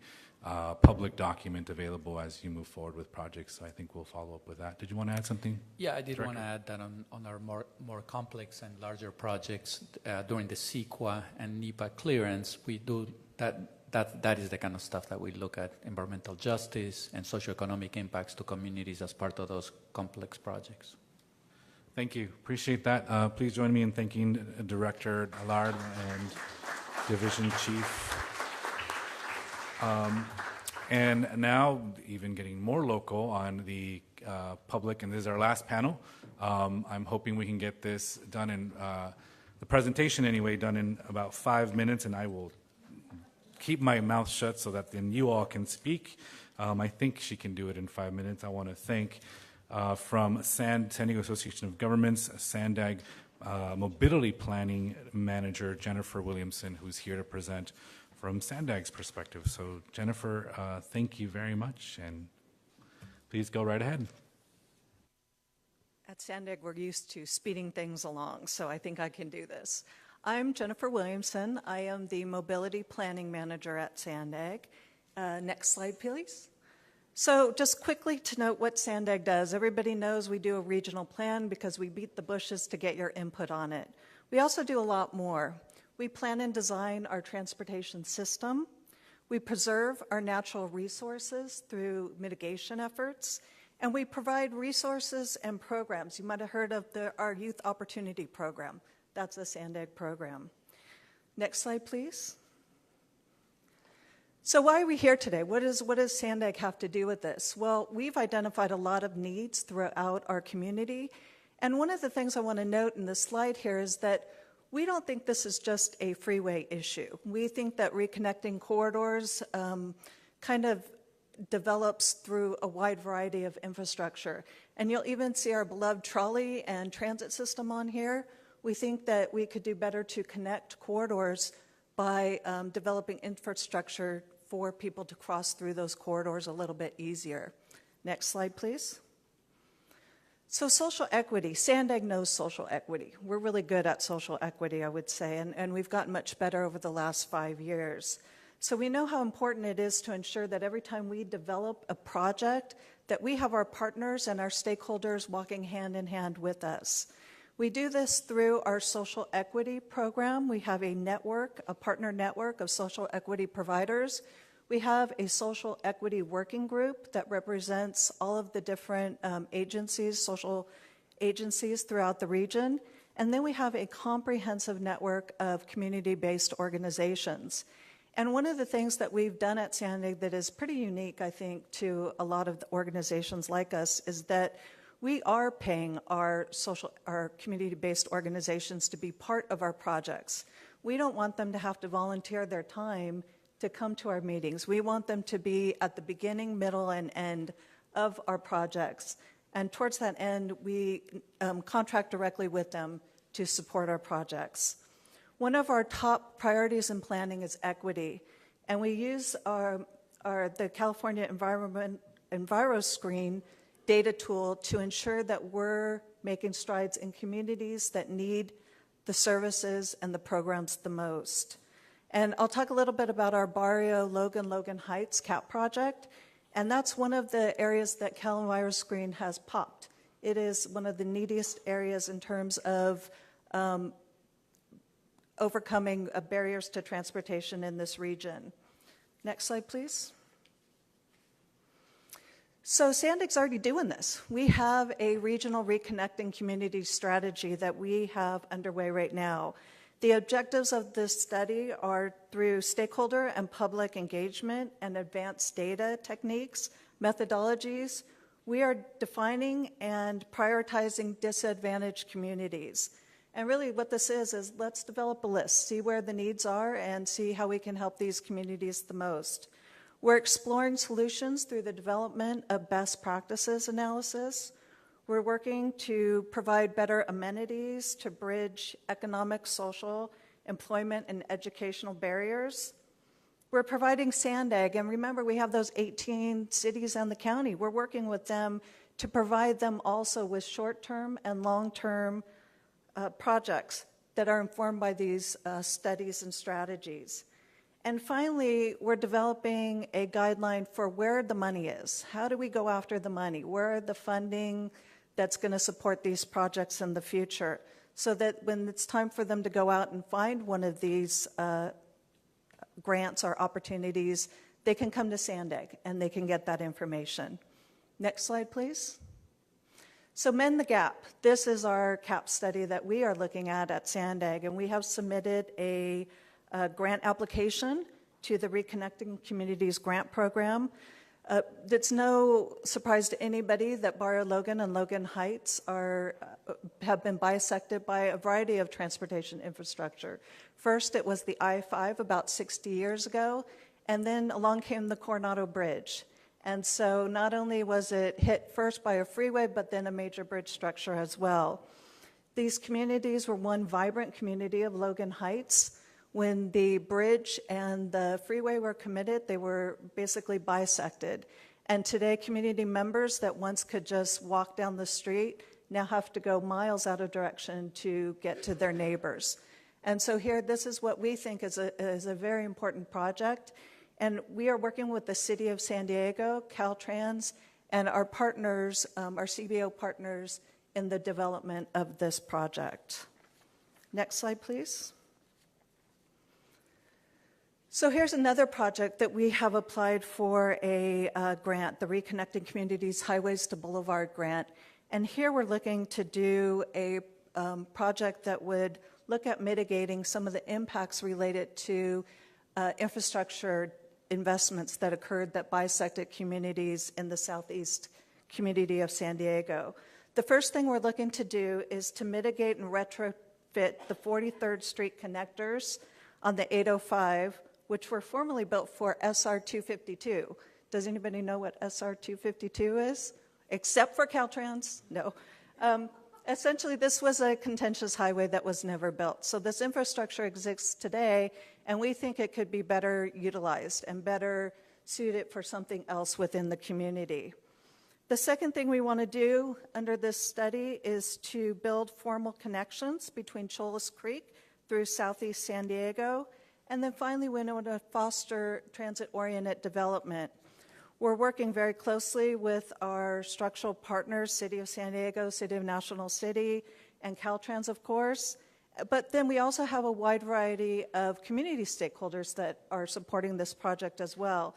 And that includes our Urban Core Collaborative, Groundworks, and Mundo Gardens. So this is one that we're pretty excited about and hope to hear good news about soon. And I think I did it quickly. So I'll be happy to answer any questions that anybody has. Great job, Jennifer. Thank you. You did. Thank you. I just want to acknowledge your perspective, and others mentioned it. I know the Department of Transportation did, and others did. It's not just about the freeways. It's reconnecting communities another way, and obviously the last project, the 252, definitely captures that. One idea that I think we'll further discuss at our next hearing is how do we value the land that currently has a basically zero tax dollar value to the property tax base in order to recapture some of that potential. You mentioned potential development, transit-oriented development, which could happen at this particular project at 252, but it could happen also over lids and caps. And how do we capture those tax dollars to help fund the investment, the infrastructure investments that need to occur. So I just wanted to say that out loud because I want to make sure I remember to capture that conversation for our future. I have only on one slide number 5, well, you don't have to bring up the slide, and when you were talking on that slide, you were talking about the work that you're doing already, and I just want to confirm that this is the Department of Transportation's funding that was mentioned earlier. Is this what's funding this study? And can you talk just a tiny bit more? You said in the 18 cities, but just talk maybe a little bit more about how wide that net that's been cast on the work that you're doing as it relates to that funding. And then when do we expect to have a report, whatever it is that you're going to be producing as a result of the studies? Yeah, so we, as I mentioned before, we used Cal and VirusScreen as a way to really identify these communities that are most in need. And that's what this study is looking to do, is to let's figure out where the greatest need is, and then let's prioritize that need. So Sandag gets a lot of money through the region, and as we prioritize these needs, it can help us develop projects that go first for those areas. And so our study, I'll have to ask Lizzie over here, 20 months? That's how long the whole study is, but we're starting it off like now. It's just kicking off the ground. I think the little. So just so we capture you for the feed, you can repeat. Yeah. Yeah, so I asked my colleague Lizzie Harvey, who is actually the PM for that project. The project will be done in 20 months, so give us a little leeway, I would say 2 years, and we'll have the study out for you guys to review. And then if I could mention about land value, Sandag is undertaking a comprehensive land value study right now that will also look at things like you just mentioned. If we did do caps or, linear corridors that support biking or PEDs adjacent to transportation infrastructure, how do we recoup the land value for that? That's going to be very useful information. The only other thing that I'll say, and you mentioned about community involvement, because the Department of Transportation, as they're looking to grow their community participation, I heard them mention that perhaps compensation for community participation is something that Sandag already engages with. Maybe it's just a comment. We'll have to follow up with you on how that is allowed, if you will, by the rules that often government is placing on agencies, but certainly want to look at that and how we can help Caltrans sort of be at that same, so that we can get some. Thank you, Jennifer. Please join me in thanking her, and stay connected with Sandag, especially over the next 20 months with the work that they're going to do. So now we will take members of the public who would like to share some thoughts. So we're going to start with whoever signed in first and go in that order. And I know that we've lost some folks because of time, but hopefully some are still here. Chris cannot read the last name from the Local 619. Maybe it's Allen. Chris Allen. Come on forward. We'll ask you to please state your name. You'll be captured also by the audio feed and the video feed, and we thank you for sticking around. And we'll give you a couple minutes. Good afternoon. My name is Christopher Allen. I'm a representative for the Western States Regional Council of Carpenters, and we just want to go on record saying we're in full support of this. Good paying jobs and an ability to connect the communities is something that is transformational in our communities, right? With these freeways, it oftentimes breaks apart sections, and we just want to connect it, right? We work together, we live here, we want to build here as well. Thank you very much. Thank you for your testimony. Ricardo Sanchez. Ricardo. And thank you for your prompt comments. Sí, buenas tardes. Mi nombre es Ricardo Sánchez. Soy representante de la Unión de Carpinteros 619 y los carpinteros estamos a favor 100% sobre estos proyectos.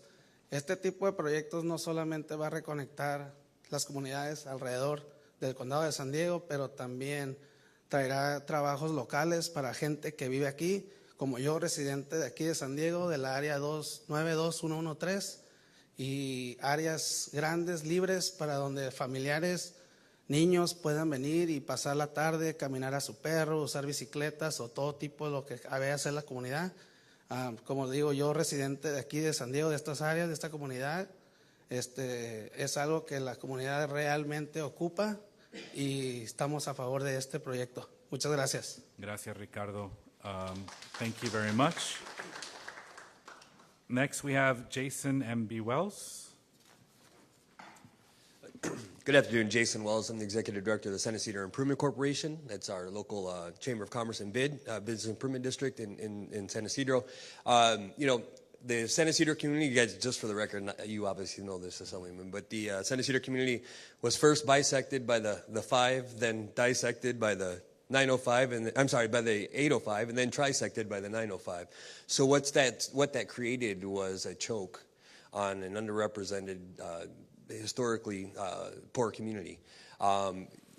limiting any ability or opportunity they would have, to grow, with that. Now there's been some higher end housing that's been placed around that community, and so I think your initiative, this Connecting Communities, is the perfect timing and the perfect need in San Ysidro to start bringing parts of our community together. At the San Ysidro Improvement Corporation, we thought we were in a silo, but I love hearing now from Commons and the Seattle project. We actually had an idea of joining, for those that know the area, basically doing the cap from the Camino de Plaza vehicle bridge over the 5 to the new east-west pedestrian bridge that runs almost parallel to that, creating some green opportunities, some respite for those that have crossed the border, been hours on foot crossing the border, and joining the two commercial parts of our community, the outlets on the west, the large chains, and the mom and pops on San Ysidro Boulevard.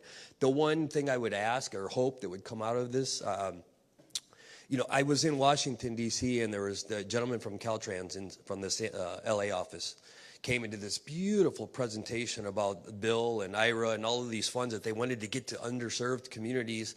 And then at the end, I said, that's awesome. I said, so how do groups like mine, those in the community, get access to those funds? And he says, oh, well, you just need to get to the top of the mayor's list and of Sandag's list. And I said, well, that's the reason we're underserved, is not being able to get to the top of those lists. So if the committee, this movement, Connecting Communities, could help not only access to funds, but access to funds, certainly in planning funds, because once we can actually get architectural renderings and cost estimates, then we may be able to get up those lists. But just getting to that point for small organizations like ours is almost impossible. Thank you. Thank you very much for your testimony. We have Clarissa Falcon, and I introduced her earlier. She is a California Transportation Commissioner, so we are really lucky to have her here with us today. And after Ms. Falcon, we will have Rob Quigley. Hi, thank you, Assembly Member, and thank you for holding this hearing. Clarissa Reyes Falcon on the California Transportation Commission, and very proud to represent this area.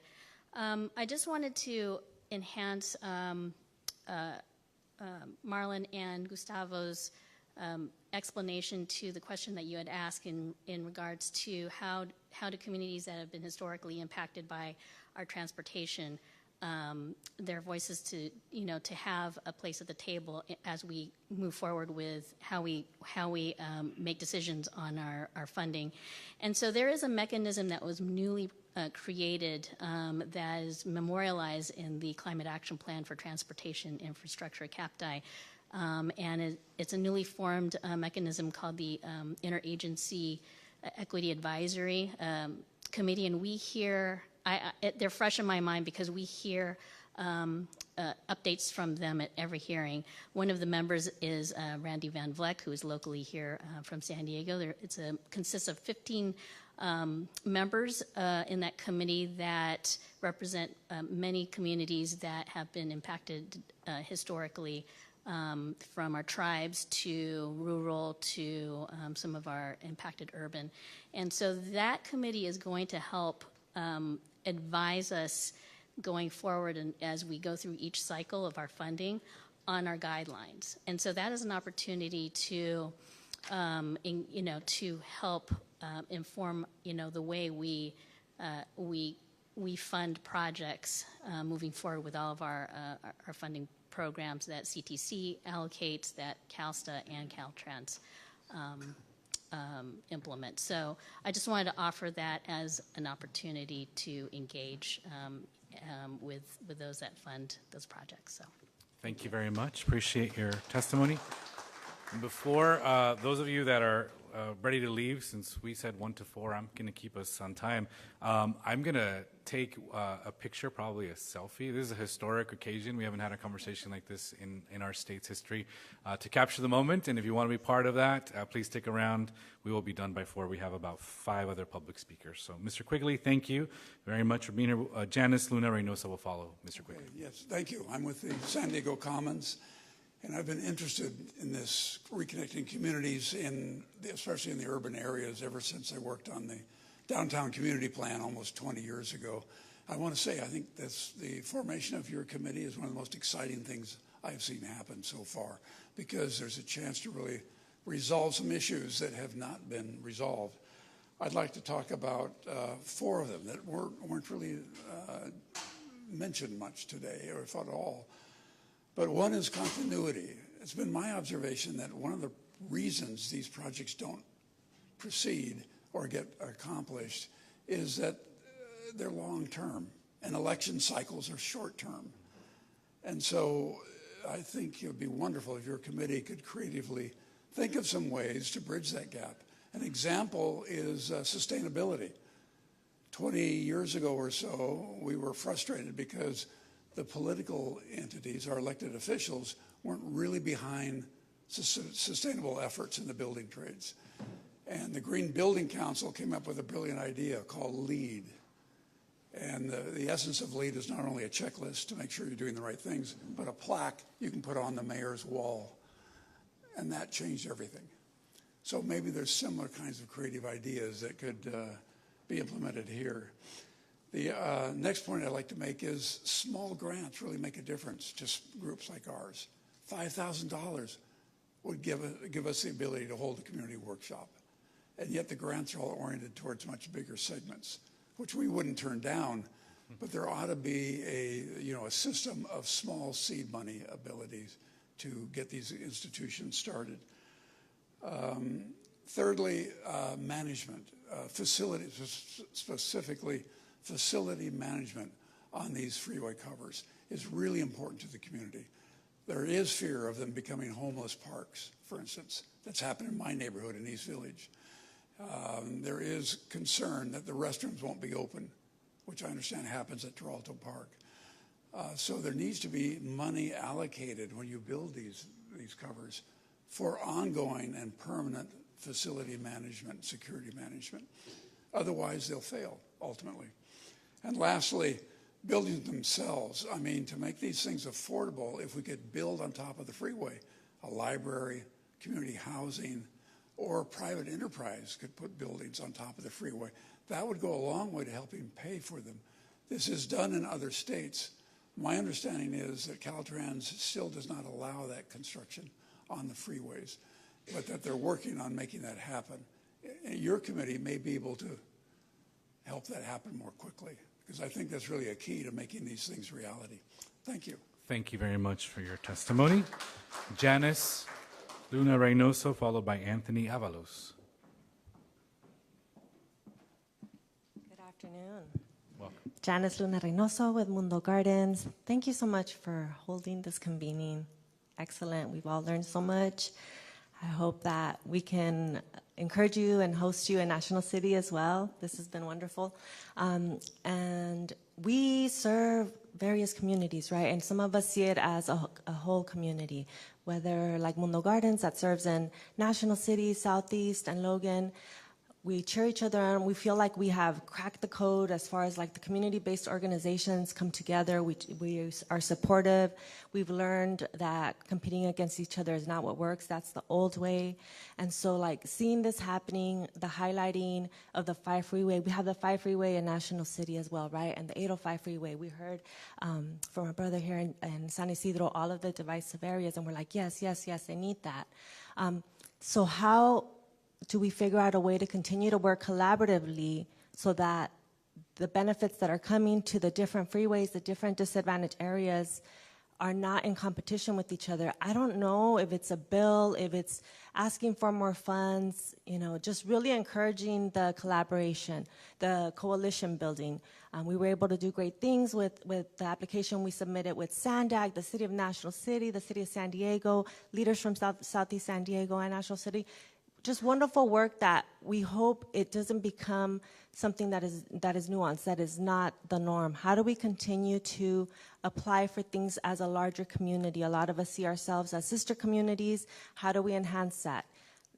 Again, I'm looking to you. Is it a bill? Is it really stating it that we are not competing against each other? We are communities that sometimes are looked at as different communities that have been subdivided, right?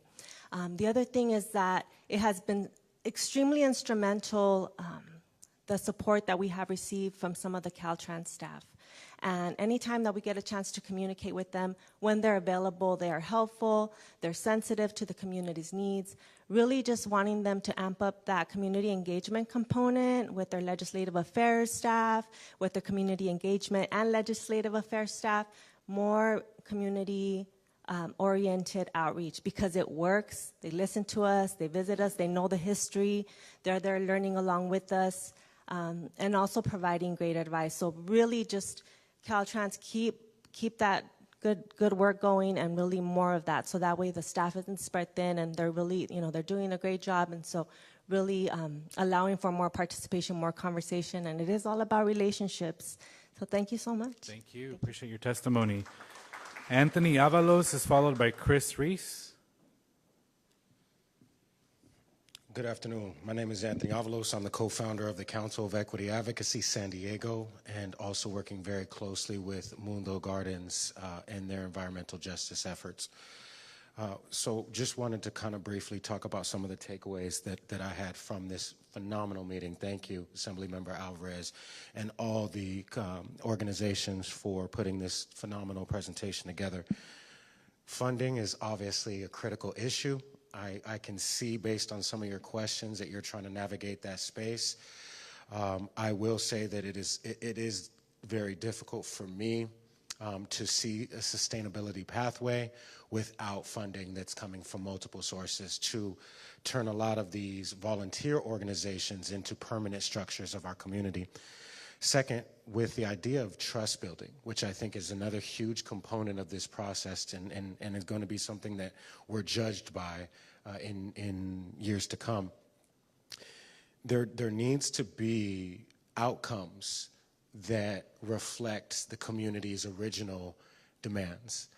And so when you have 6 years of phenomenal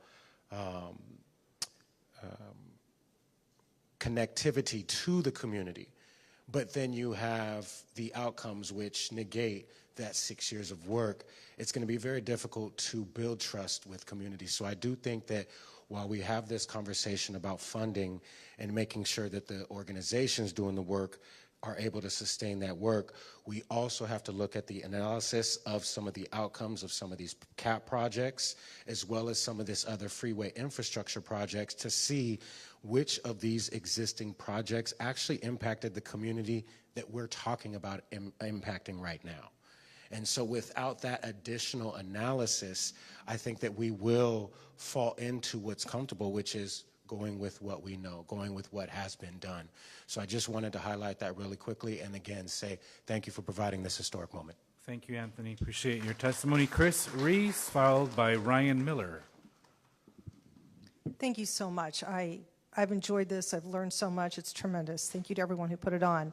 So following on that gentleman's comments, I'm a big advocate of data. I'm here representing the United Nations associations, local groups that are working to implement the United Nations tenets, and my passion is climate. So, sitting here and I'm listening to us reflecting back on the mistakes we made 30 or 40 years ago, and how are we going to actually measure what we want to accomplish? So, thinking about climate, for example, can we bake into the plans that come out of your committee a structured process to measure the climate data, greenhouse gas emissions, for example, in certain neighborhoods? Can we take it one step further and tie that into health outcomes, identify respiratory diseases and other diseases that are directly related to climate, particularly emissions from cars, right? Because when you look at pie charts that show what are the greatest impacts in terms of climate, transportation is usually between 45 and 55%. So that's impacting global warming, it's impacting local people's health, it's impacting quality of life. So there are qualitative and quantitative measurements that we can start to do when we enact these projects and then track them over a period of time, 5, 10, 15 years, to determine whether or not we're having the impact we hope for. Another example is canopies. So the caps, the lids create some kind of a tree canopy. That has a marginal impact on climate change it's an important step, but everything that we do to reduce the emissions from vehicles, trucks going up and down the road, that's what's going to have the biggest impact on both the climate and individuals' health. So again, to measure effectiveness, let's get some data and let's think about the metrics that are both qualitative and quantitative. And I've done a lot of work where it feels good to do things. Like it would feel good to create this freeway cap. But if we don't know what the actual impact is on people's health, if we aren't measuring what the impact is on the local business and the economy and the local business, if we aren't impacting what it's doing to climate, we actually don't know if it's successful. It might have felt good, but we don't know if it's actually successful. Thank you. Thank you very much for your comments. Ryan Miller, and then our last speaker will be Bill Anderson after Ryan. Hi, thank you for this opportunity. First, I want to thank the panel for getting a lot of excellent information. I'm actually a graduate student at UC Davis. I'm from Northern California, just visiting today. And I also teach urban planning and geography classes at Chico State and Sacramento State. So I just wanted to add a couple of thoughts from a Northern California perspective. One thing that I want to mention was specifically about Caltrans, and I want to make sure I say this in a way that is respectful to Gustavo and Marlon. I think it's amazing to see that there is great work happening from Caltrans here. But one of the things I continue to be worried about is other Caltrans districts that might be a little bit less progressive and kind of mindsets at the highest levels of Caltrans. And just to make people aware, if they weren't, we're facing a situation right now in Northern California, in my home county, where Interstate 80 is essentially being expanded. It's undergoing a lane expansion kind of under the guise of a bridge maintenance project. There was a really good article on October 13th in the LA Times about a whistleblower at Caltrans who was fired for bringing up that we should not be undergoing this expansion. That was Jeannie Ward Waller up in the northern districts of Caltrans. So I worry, part of me really worries that in some sense there's amazing things happening at Caltrans, and I'm really happy to see that change.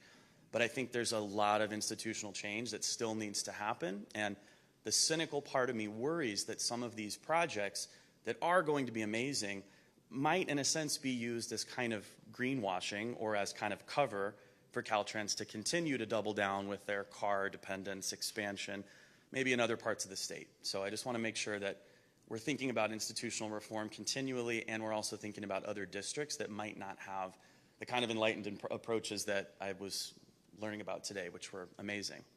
And then secondly, I just also wanted to add, other people have said this, but really any opportunity in any incentive programs or state funding to also incentivize affordable housing construction as part of these lids, I think is just an amazing opportunity. I think probably everyone in this room knows we have a decades-long history of racist and exclusionary zoning that have led to a deep, deep deficit of affordable housing units across the state. And so I think any time state policy can be used to kind of nudge us in that direction, we should be taking that opportunity. Thank you.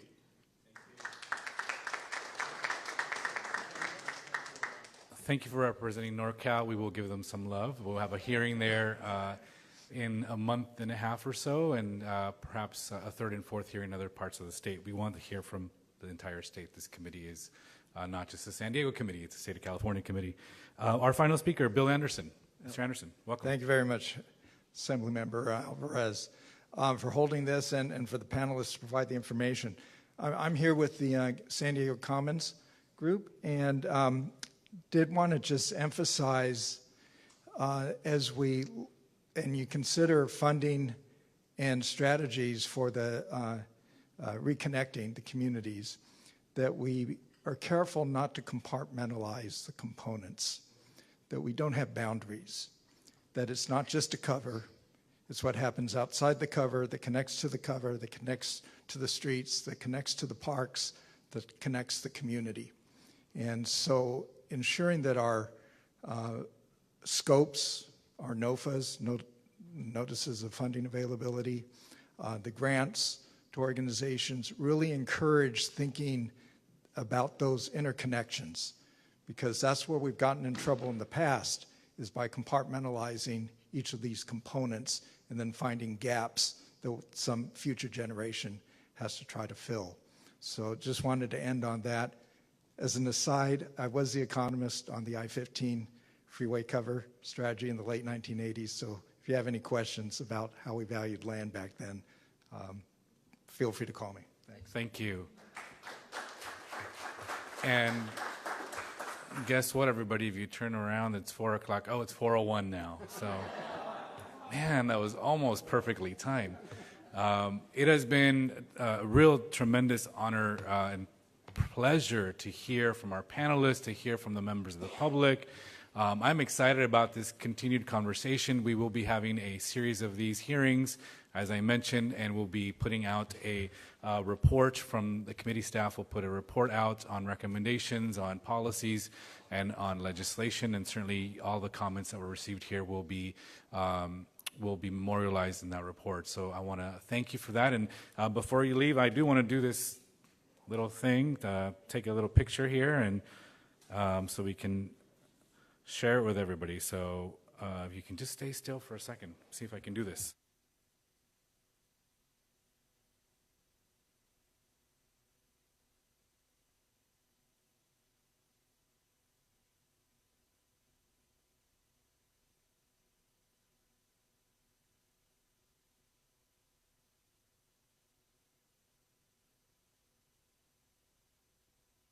Thank you, everybody. Our hearing is adjourned. I don't have a gavel, but adjourned.